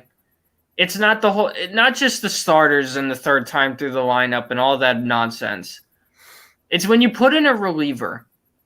I'll use Wandy Peralta for an example. They had him start today. I guess he did. I didn't see the start of the game. That's a fly ball to left. Okay. I'm down. Yeah, then saving me the trip. You're saving me money because Metro cards. They're for whatever reason. Peace out, Joe. Fair, yeah. Peace out. The fares have to be higher for no reason. But what always bothered me was, let's say we go with this bullpen day. Let's say they have Chad Green start. I'll change it up a little bit, make it make a little bit more sense. Chad Green was always meant to be a long reliever when they first got him. If you're going to start Chad Green, why are you only having him pitch an inning with these openers? One thing that always frustrated me was you take a starter out early, you put a reliever in, but you only limit him to 1 inning. If he throws a 1-2-3, why are you taking him out? Why are you not pushing? I get the relievers aren't trained to do it, but shouldn't they be? What do you do if you're in this situation where Chapman pitches and then you put Corner in? Who are you going to pitch then? Are you going to put one of the starters in? You can't do that. You'll hurt them. All right. These bullpen relievers, they can't throw more than an inning, and it's kind of embarrassing. I get they're only trained to do it, but they shouldn't be. They should be trained for a situation where, okay, Cole got knocked out after 2 innings. Green pitched yesterday. Any other long reliever we have pitched yesterday, we can't use them. I need to be the one to go out there and pitch 3-4 solid innings. But you can't get that anymore because analytics are going to tell you, after an inning, forget it. They're no good now. So it's embarrassing. Anyway, somebody says on Twitter, when you do these bullpen games, this is the risk you take. Never much cared for myself. Then somebody replies, even the Mariners, they're pulling it stupid. They use their entire bench. What do you do if someone gets hurt? This is baseball as a whole. This was turning into. It's a joke. Then somebody says, I agree with you, but who was supposed to start the game with Tyone and Heaney technically being their only starters? Try to call somebody up or something. Davy Garcia. Where's Davy Garcia been? Garcia's been horrible in AAA. But what choice do you have? What choice do you actually have? Where the hell's Herman? Oh, wait, that's right. He's hurt. I forgot. I mean, you got to look at your options, but I'm sorry, but they need to trade Garcia. I love him, but the Yankees ruined him. He's far gone. Last year was enough. Last year they killed him. He needs a fresh start. He is the Yankees' Sam Darnold. He needs a fresh start because they ruined him. I'm sorry. Yeah, just imagine they didn't make this decision though. Imagine if they called up Nick Nelson. I wouldn't even be surprised at this point. I'm really not. He's the king of. But again, okay, let's use the argument. Who did they have to start today? Chad Green can give you length. He got a 9-out save a couple weeks ago against the Mets. Honestly, Loaisiga used to start. Give him a chance.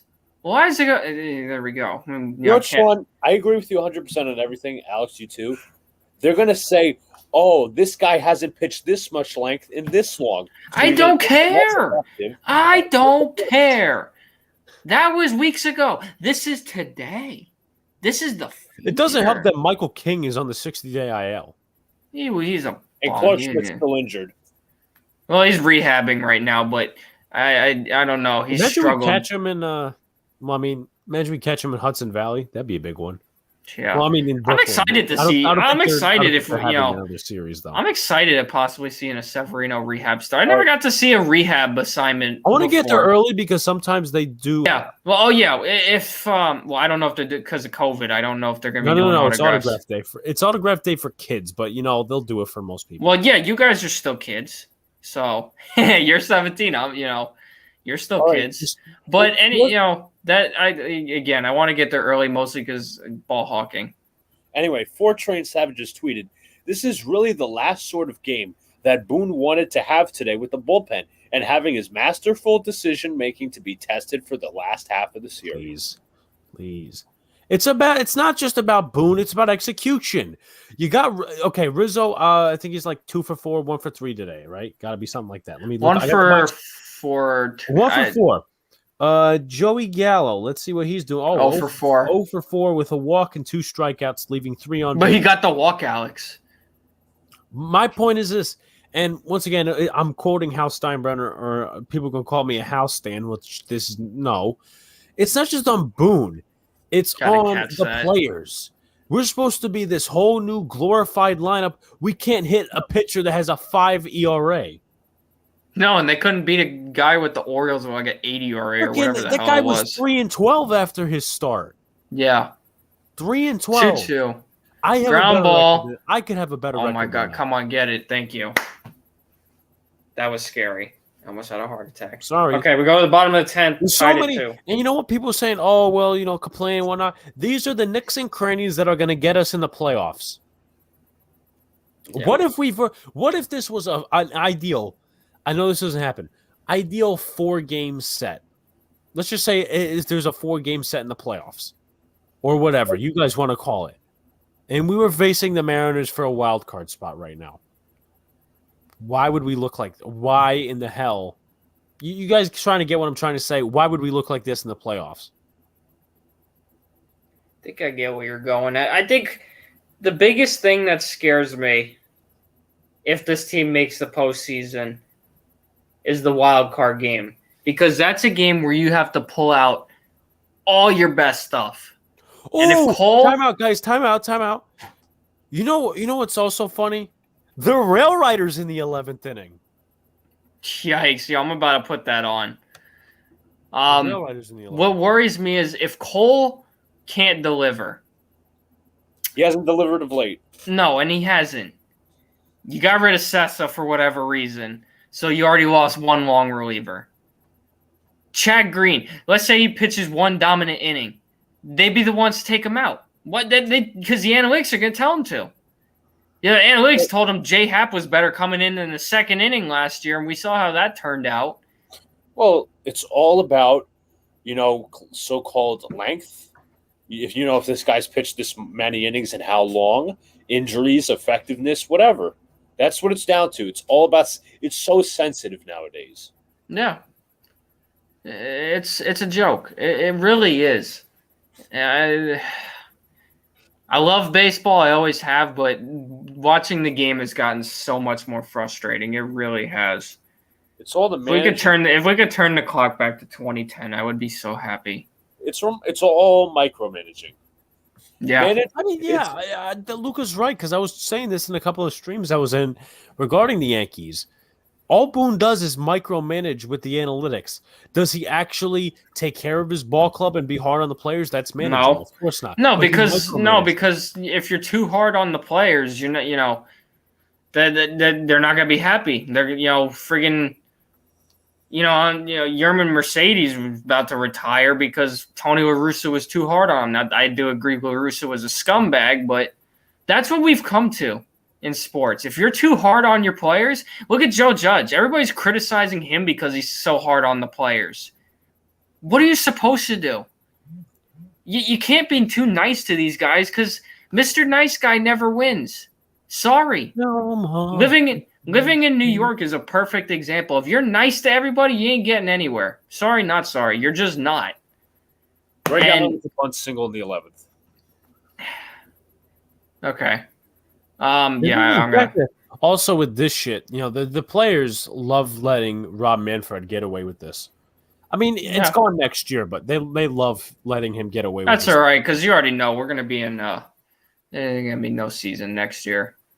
By the way, I know we talked about this at the train station the other day. Did you guys see that? You guys obviously, did you read into the 2022 schedule? Not.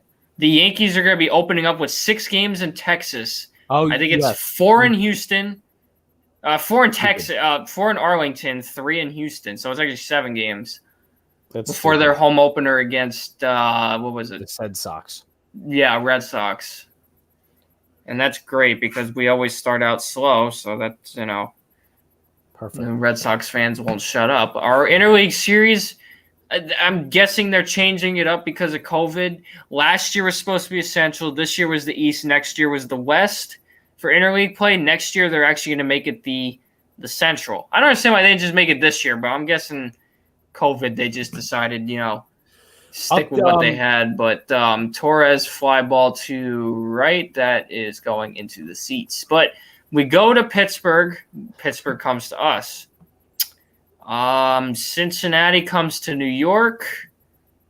New York goes to St. Louis. Who am I missing? And the Cubs come to New York, I believe. That's a shame. I would like to have gone to Wrigley. Real quickly, and not get shot. Curtis, one of the people I follow, this is all the accusations against Sean Smith, the guy who was calling out Joe Judge.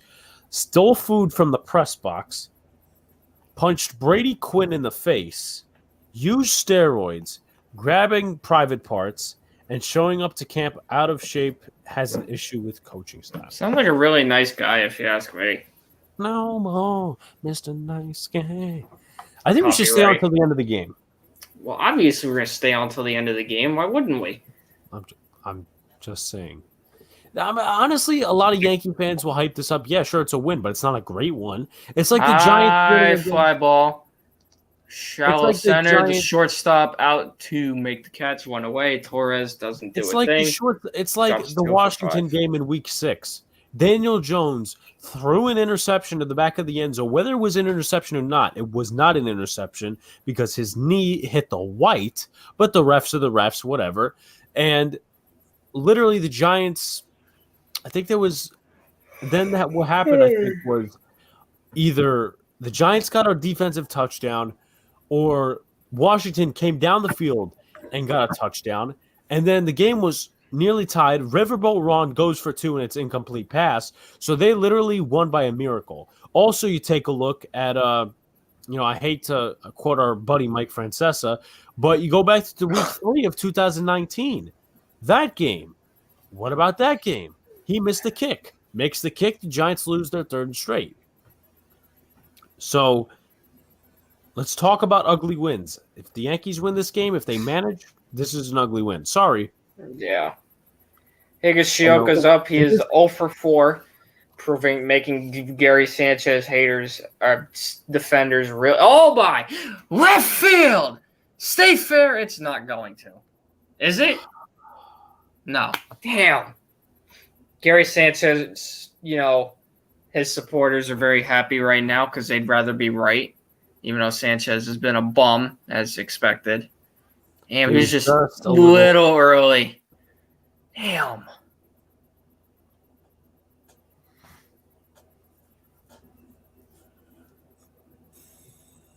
Man. Almost. 0-1 on Higashioka.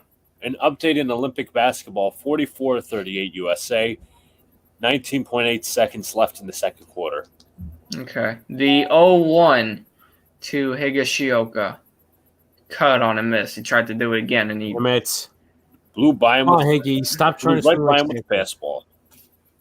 Fournier is France's second leading scorer with 11. Good. You know what? Now I will actually put up the Yankees score. Hold on. 2-2. Bottom of 11. 2 on. 1 out. The 0-2 to Higashioka. Fouled away. Behind home plate. A lot of Yankee fans on their feet. Middleton is the pitcher. Apparently this isn't a big series to a Yankee fan, but, obviously that's been proven wrong both days so far. Let's talk about the Yankees in this sense. Are you buying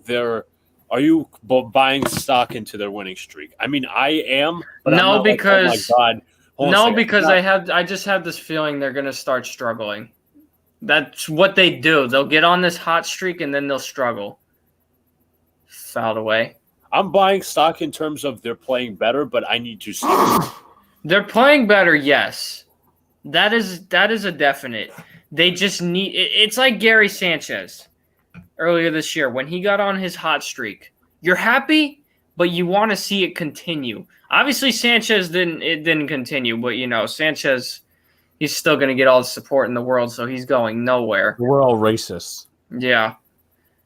So it's the same – why would you swing at that? Come on. Yankee source tweets, I feel comfortable with Abreu taking Sessa's role. Much more upside with Abreu. I mean, he struggled to get out of the innings, so. Yeah, I couldn't throw strikes, but okay. Sessa, I think, actually lost his first game with the Reds. Well, I don't know how he's doing out there. Because we got freaking Chris Middleton on the mound. Oh, Brett Gardner's going to save us. Oh, Chris amazing. Middleton. Yeah, Chris I know. Middleton. And that was. Chris Middleton is out playing for Team USA right now. I know that. That was on purpose. I said it. Yeah, okay. Gardner's up 2 on, 2 outs. He's 0 for 1. He replaced Davis earlier in the game. Can Gardner resurrect 5 minutes of his career? Please, at least try to. They'll give him a 2-year extension if he gets the walk-off. Yeah. Well, he's already got the option for next year. Oh, my God. Should have done that 2 years ago. A tweet says, Gary cannot come back soon enough. Kick Luca from the stream, please. Don't do it.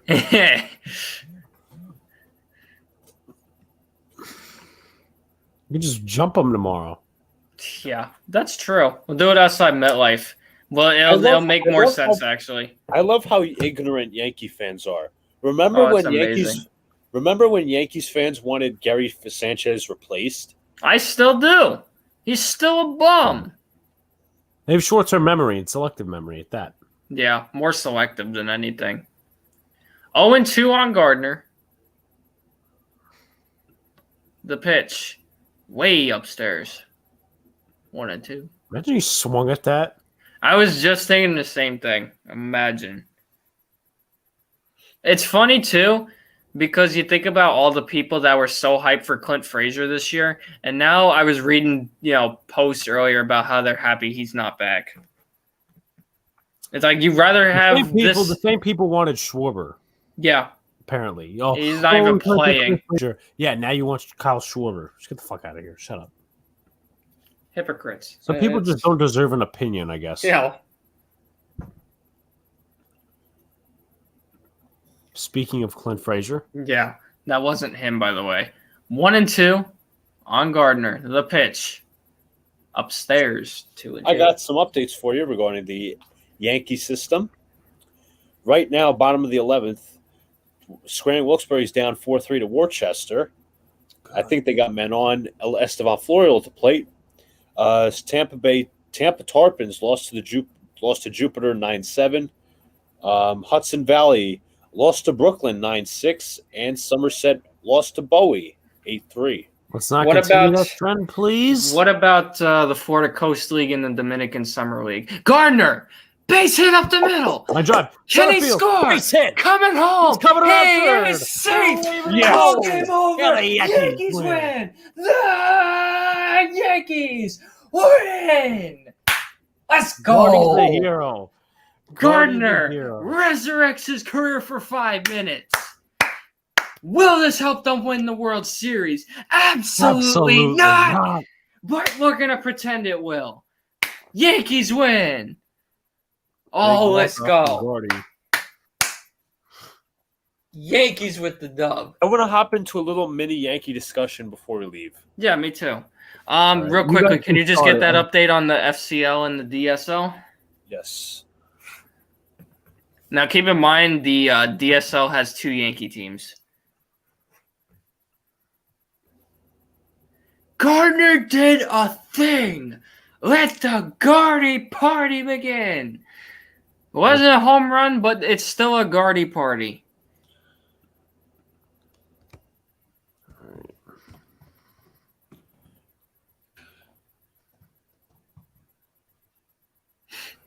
Look! Gallo hit the. Gallo scored the winning run. So obviously, if it wasn't for Gallo, they wouldn't have scored, Alex. Apparently not.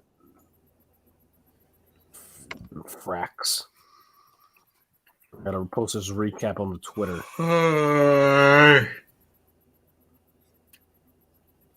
Bro, okay, just looking at that right there. Do you guys see the lack of excitement from that dugout? Doesn't that prove a point?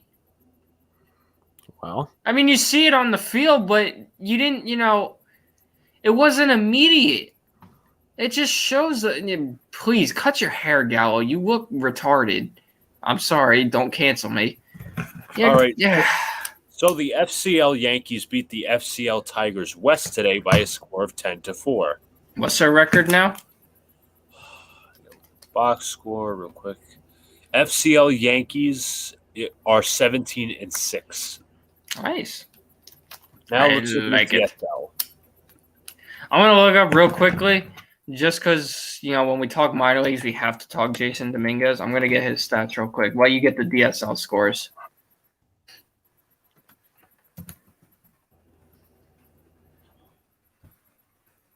Okay. Dominguez with the Tarpons. He's batting .230, batting average .239, but that don't matter anymore. On-base percentage of .343, OPS of .701. He's got 2 stolen bases, 10 RBIs, 2 home runs, 22 hits, and he's scored 14 times. So nothing to really write home about. But again, he's 18, so I wouldn't expect him to do a whole lot. The Dodgers Angels game is on, so I'm gonna put on the Freeway Series. If somebody says if you're a Yankee fan, you don't love Brett Gardner, you're not a fan. Oh, come on. They just hated him. Y'all literally have been asking why he's here, but now we love him again. For 2 minutes. 2 minutes. Luca, you want to start your Yankee discussion as we try to... Well, I was going to start by saying, are we buying stock? How far can this team go? What are your overall thoughts? Are you convinced? Are we changing our viewpoint? I'm not saying we can or can't, but are we buying stock in this team? I want to go into a bit of discussion. I'm going to say this. If Boston keeps collapsing the way they are, I wouldn't be surprised if they got that 3rd spot in the division. It all depends on Toronto, too, because Toronto, they're on a hot streak. But if Boston keeps falling the way they are, I feel like the Yankees might, they're going to trip over themselves into that. They're going to stumble their way upon that 5th spot. How far they go, that depends on who they play. If it's a Seattle, if it's a Tampa Bay, Boston. I'll say this: if it's Boston and it's in Boston or in New York, regardless, we're getting a great game. Boston will probably smack us, but regardless, we're going to get an amazing atmosphere. For I don't know if he's being serious or sarcastic, but Gary Sheffield Jr. says the Yankees are winning the AL East. Okay. If it's a 1-game playoff, just imagine how crazy that atmosphere is going to be. Oh, yeah. I'm going to say – I'm going to change my thought a little bit. If they keep up this pace, I say a 5th spot in the wild card because they are only, I think, 2 games or 1 game back. I don't know what it is now. 1 game back now. Because I don't see any division. I see no division. The Rays have to fall apart too, and they're not doing that. I think they just won 2 in a row. Up 2nd spot in the wild Just card. an update: the A's, who we need for that 2nd spot, are tied with the Rangers for 1-1. Yeah, I did see that. So if it's in their max for the Yankees, the max that I see, 4th spot. I'm going to be realistic. I'm going to say they're going to get the 5th spot in that wild card. If they keep this pace up, which I'm hoping they are. I hope they win the World Series. Everybody's probably thinking, oh, you're a negative piece of trash. You don't want them to win. You'd rather be. That's not true. I want them to prove me wrong. So I'm going to say they're going to go as far as a 5th seed. If they play a team like Oakland or Boston, they'll get knocked out. If they play a team, if they get lucky enough and host Seattle or Oakland, maybe, but I don't see us beating Boston. I wonder who's shitting on Joe. I'm sorry, Sean. I wonder who's shitting on Joe Girardi now that the team's in 1st place. Oh God, who knows? That whole division is good for tripping all over themselves. I did forget to ask. I said that earlier. Craig Kimbrell in his first game as a White Sox, up 4-1 in the 8th at Wrigley Field, gave up a 3-run home run to tie the game. Yeah, talk about a welcome home party. 2-3 years. Yeah. So that the White Sox still won that game. They still escaped in the battle for Chicago, but a lot of in-state rivalries this weekend. We got Angels-Dodgers. You got the I-70 series between the Royals and the Cardinals, which both them teams are they suck. You got what the hell was it I just said? Oh, White Sox-Cubs. That's. I'm happy about that. Oh yeah, I like this meme. When the Yankees walk off on a Friday night, then you realize Andrew Heaney starts tomorrow. Yeah, they're definitely getting smacked tomorrow. There's no way they can't. Heaney's starting. I don't expect him to do very much. Although he knows this Mariner team, if there is a plus, if we want to pretend to be positive. Wow, that's a name. The D-backs reinstate Joe Mantiply. Who remembers him? They just designated Josh Reddick for assignment. No, the Yankees. I would hope Heaney has them well scouted after playing Seattle a lot this year, but they used their entire bullpen. You got Brady Corner and Chapman left. Ben Gamble to IL with a hand. Ben Gamble of the Pittsburgh Pirates 10-day IL. Poor he should have never left. High fly ball to left field, and it is now 2-1 in the Freeway Series. That was Jose Iglesias with the solo shot. Max Goodman tweets, the following 9 members of the Yankee bullpen threw a total of 11 innings tonight, allowing 1 earned run. Wandy Peralta, Steven Ridings, Joely Rodriguez, Clay Holmes, Lucas Litke, Jonathan Loaiza, Zach Britton, Chad Green, Albert Abreu. Sounds like a spring training game, if you ask me. I don't think they even use that many pitchers. Apparently, the Yankees are season high 11 games over 500. Somebody says they were nails on the chalkboard. Nice grab by the fan there. All right. With that being said, I think we're ready to close it out here on the Boys in the Big Apple podcast. We'll see if we have a podcast next week because I know Sean. If it is, chances are I probably will not be there. The only thing I could suggest, Alex, is if we push it to Saturday. I don't know if I'm working or not. So that's going to be like a last minute thing if we find out.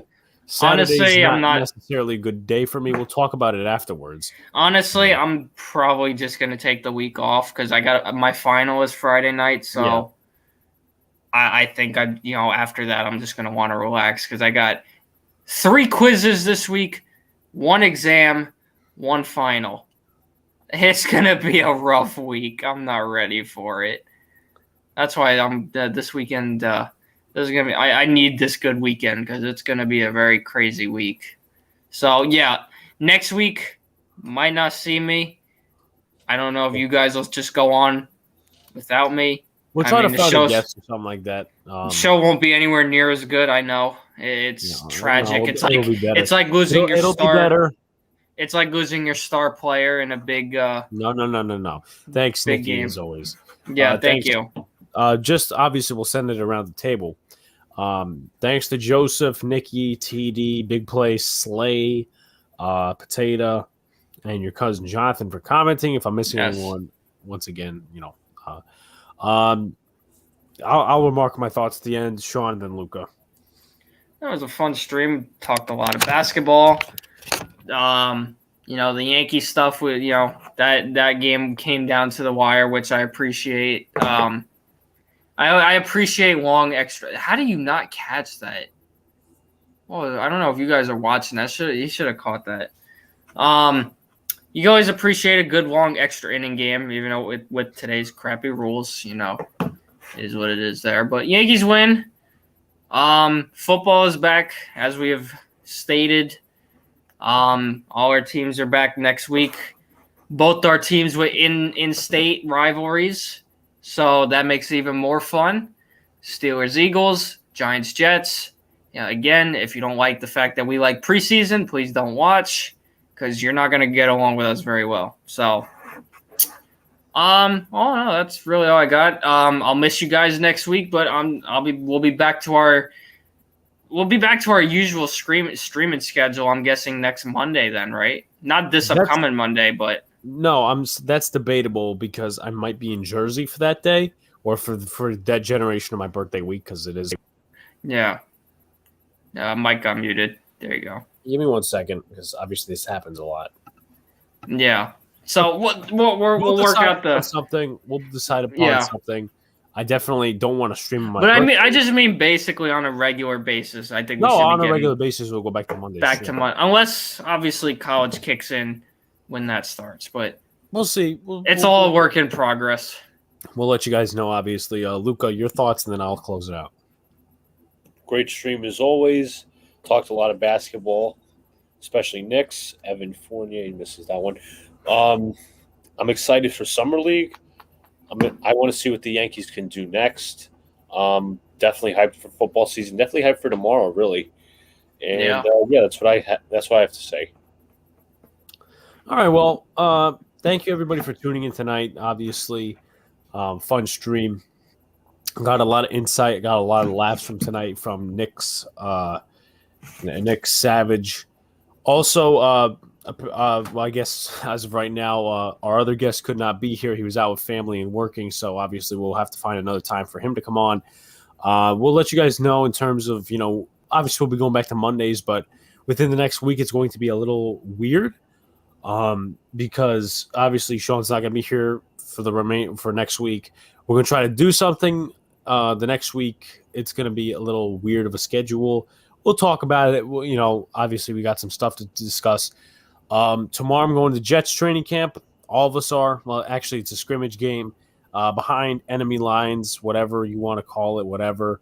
Alex admitting it's Jets territory. It's not Jets territory. You pretty much have been admitting it. No. Yes. No. Yes. Hold on, real quickly before I continue my discussion. Wasn't a guy in that show behind enemy lines going to a Giants game is like a Giants fan or an Eagles fan? What was that?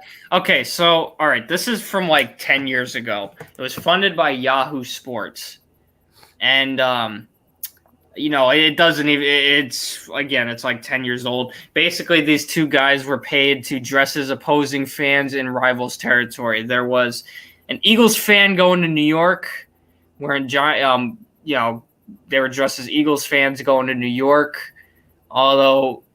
Thing with New York is with football, New York is a very cultured city, so a lot of people didn't know what the hell they were doing because they went to Times Square and tried to be antagonize people, but it wasn't working because most people didn't know what was going on. That's just that's nothing you can do about. There was another one, Ravens fans going to Pittsburgh. The most violent one was when they went as Charger fans in the Raider territory. They got jumped a couple times. They did a Bengals Browns one, but it never got posted. So nobody ever saw that one. There was a Redskins fan, now known as the football team. At the time they were known as the Redskins, going into Philly. You can imagine how that one went. I think I named them all. They did some college ones too, Florida and Georgia, Notre Dame, USC. Basically, just what they did was they dressed as an enemy fan. They went into rival territory. So it's like if I were to go to Cincinnati, Cleveland, Baltimore. It's like if Alex went to Philly, which I'm hoping he does because then he'd get jumped and that'd be hilarious. I'm only kidding. But Philadelphians, you never know. That's actually possible. But that's basically what that was. It was entertaining. The one Jets one they did was down in Miami. That one, I like that one. All right, so to finish off my thing, we'll be going to Jets scrimmage game tomorrow. Sean and I will be repping our teams as Luca will be repping his. Definitely look out for a vlog on Sunday or Monday with the two combined, going to Jets camp and the scrimmage. Obviously not an enemy territory, or else Sean. I want to say, Aaron Boone says he does not know how the bullpen will look tomorrow. Thanks. It's going to look like garbage, but anyway. Expect a vlog from those two things. Very exciting, very, very good days on that end. And also, I might vlog some of the Luis Severino start. So that's going to be another interesting one. At least we can actually record that. They're probably going to tell us not to record the scrimmage again, but. Well, screw them. Yeah. If you guys have Luca. You hear that, Luca? He's taunting you. He's taunting your team. Yeah, Well, it's not. At least my team isn't. At least my team isn't afraid that people will just record them. Your team's not having fans. At least my team had training camp with fans. Yeah, mine too. Oh, did you get to see them, Sean? No, you didn't. Okay. Dude, does it look like I have the time to go out to Pittsburgh? Yes. No. Anyway, Or the money. Anyway, if you guys haven't already, hit that like button, comment, and subscribe. Turn that notification button so you get notified when the live stream pops up video drops. Luca's got content out on the channel. I got content as well, roster bubble series, along with a couple other videos. Camp notes probably coming soon. So peace out, everyone. Have a good night, and we'll see you later. Good night, y'all.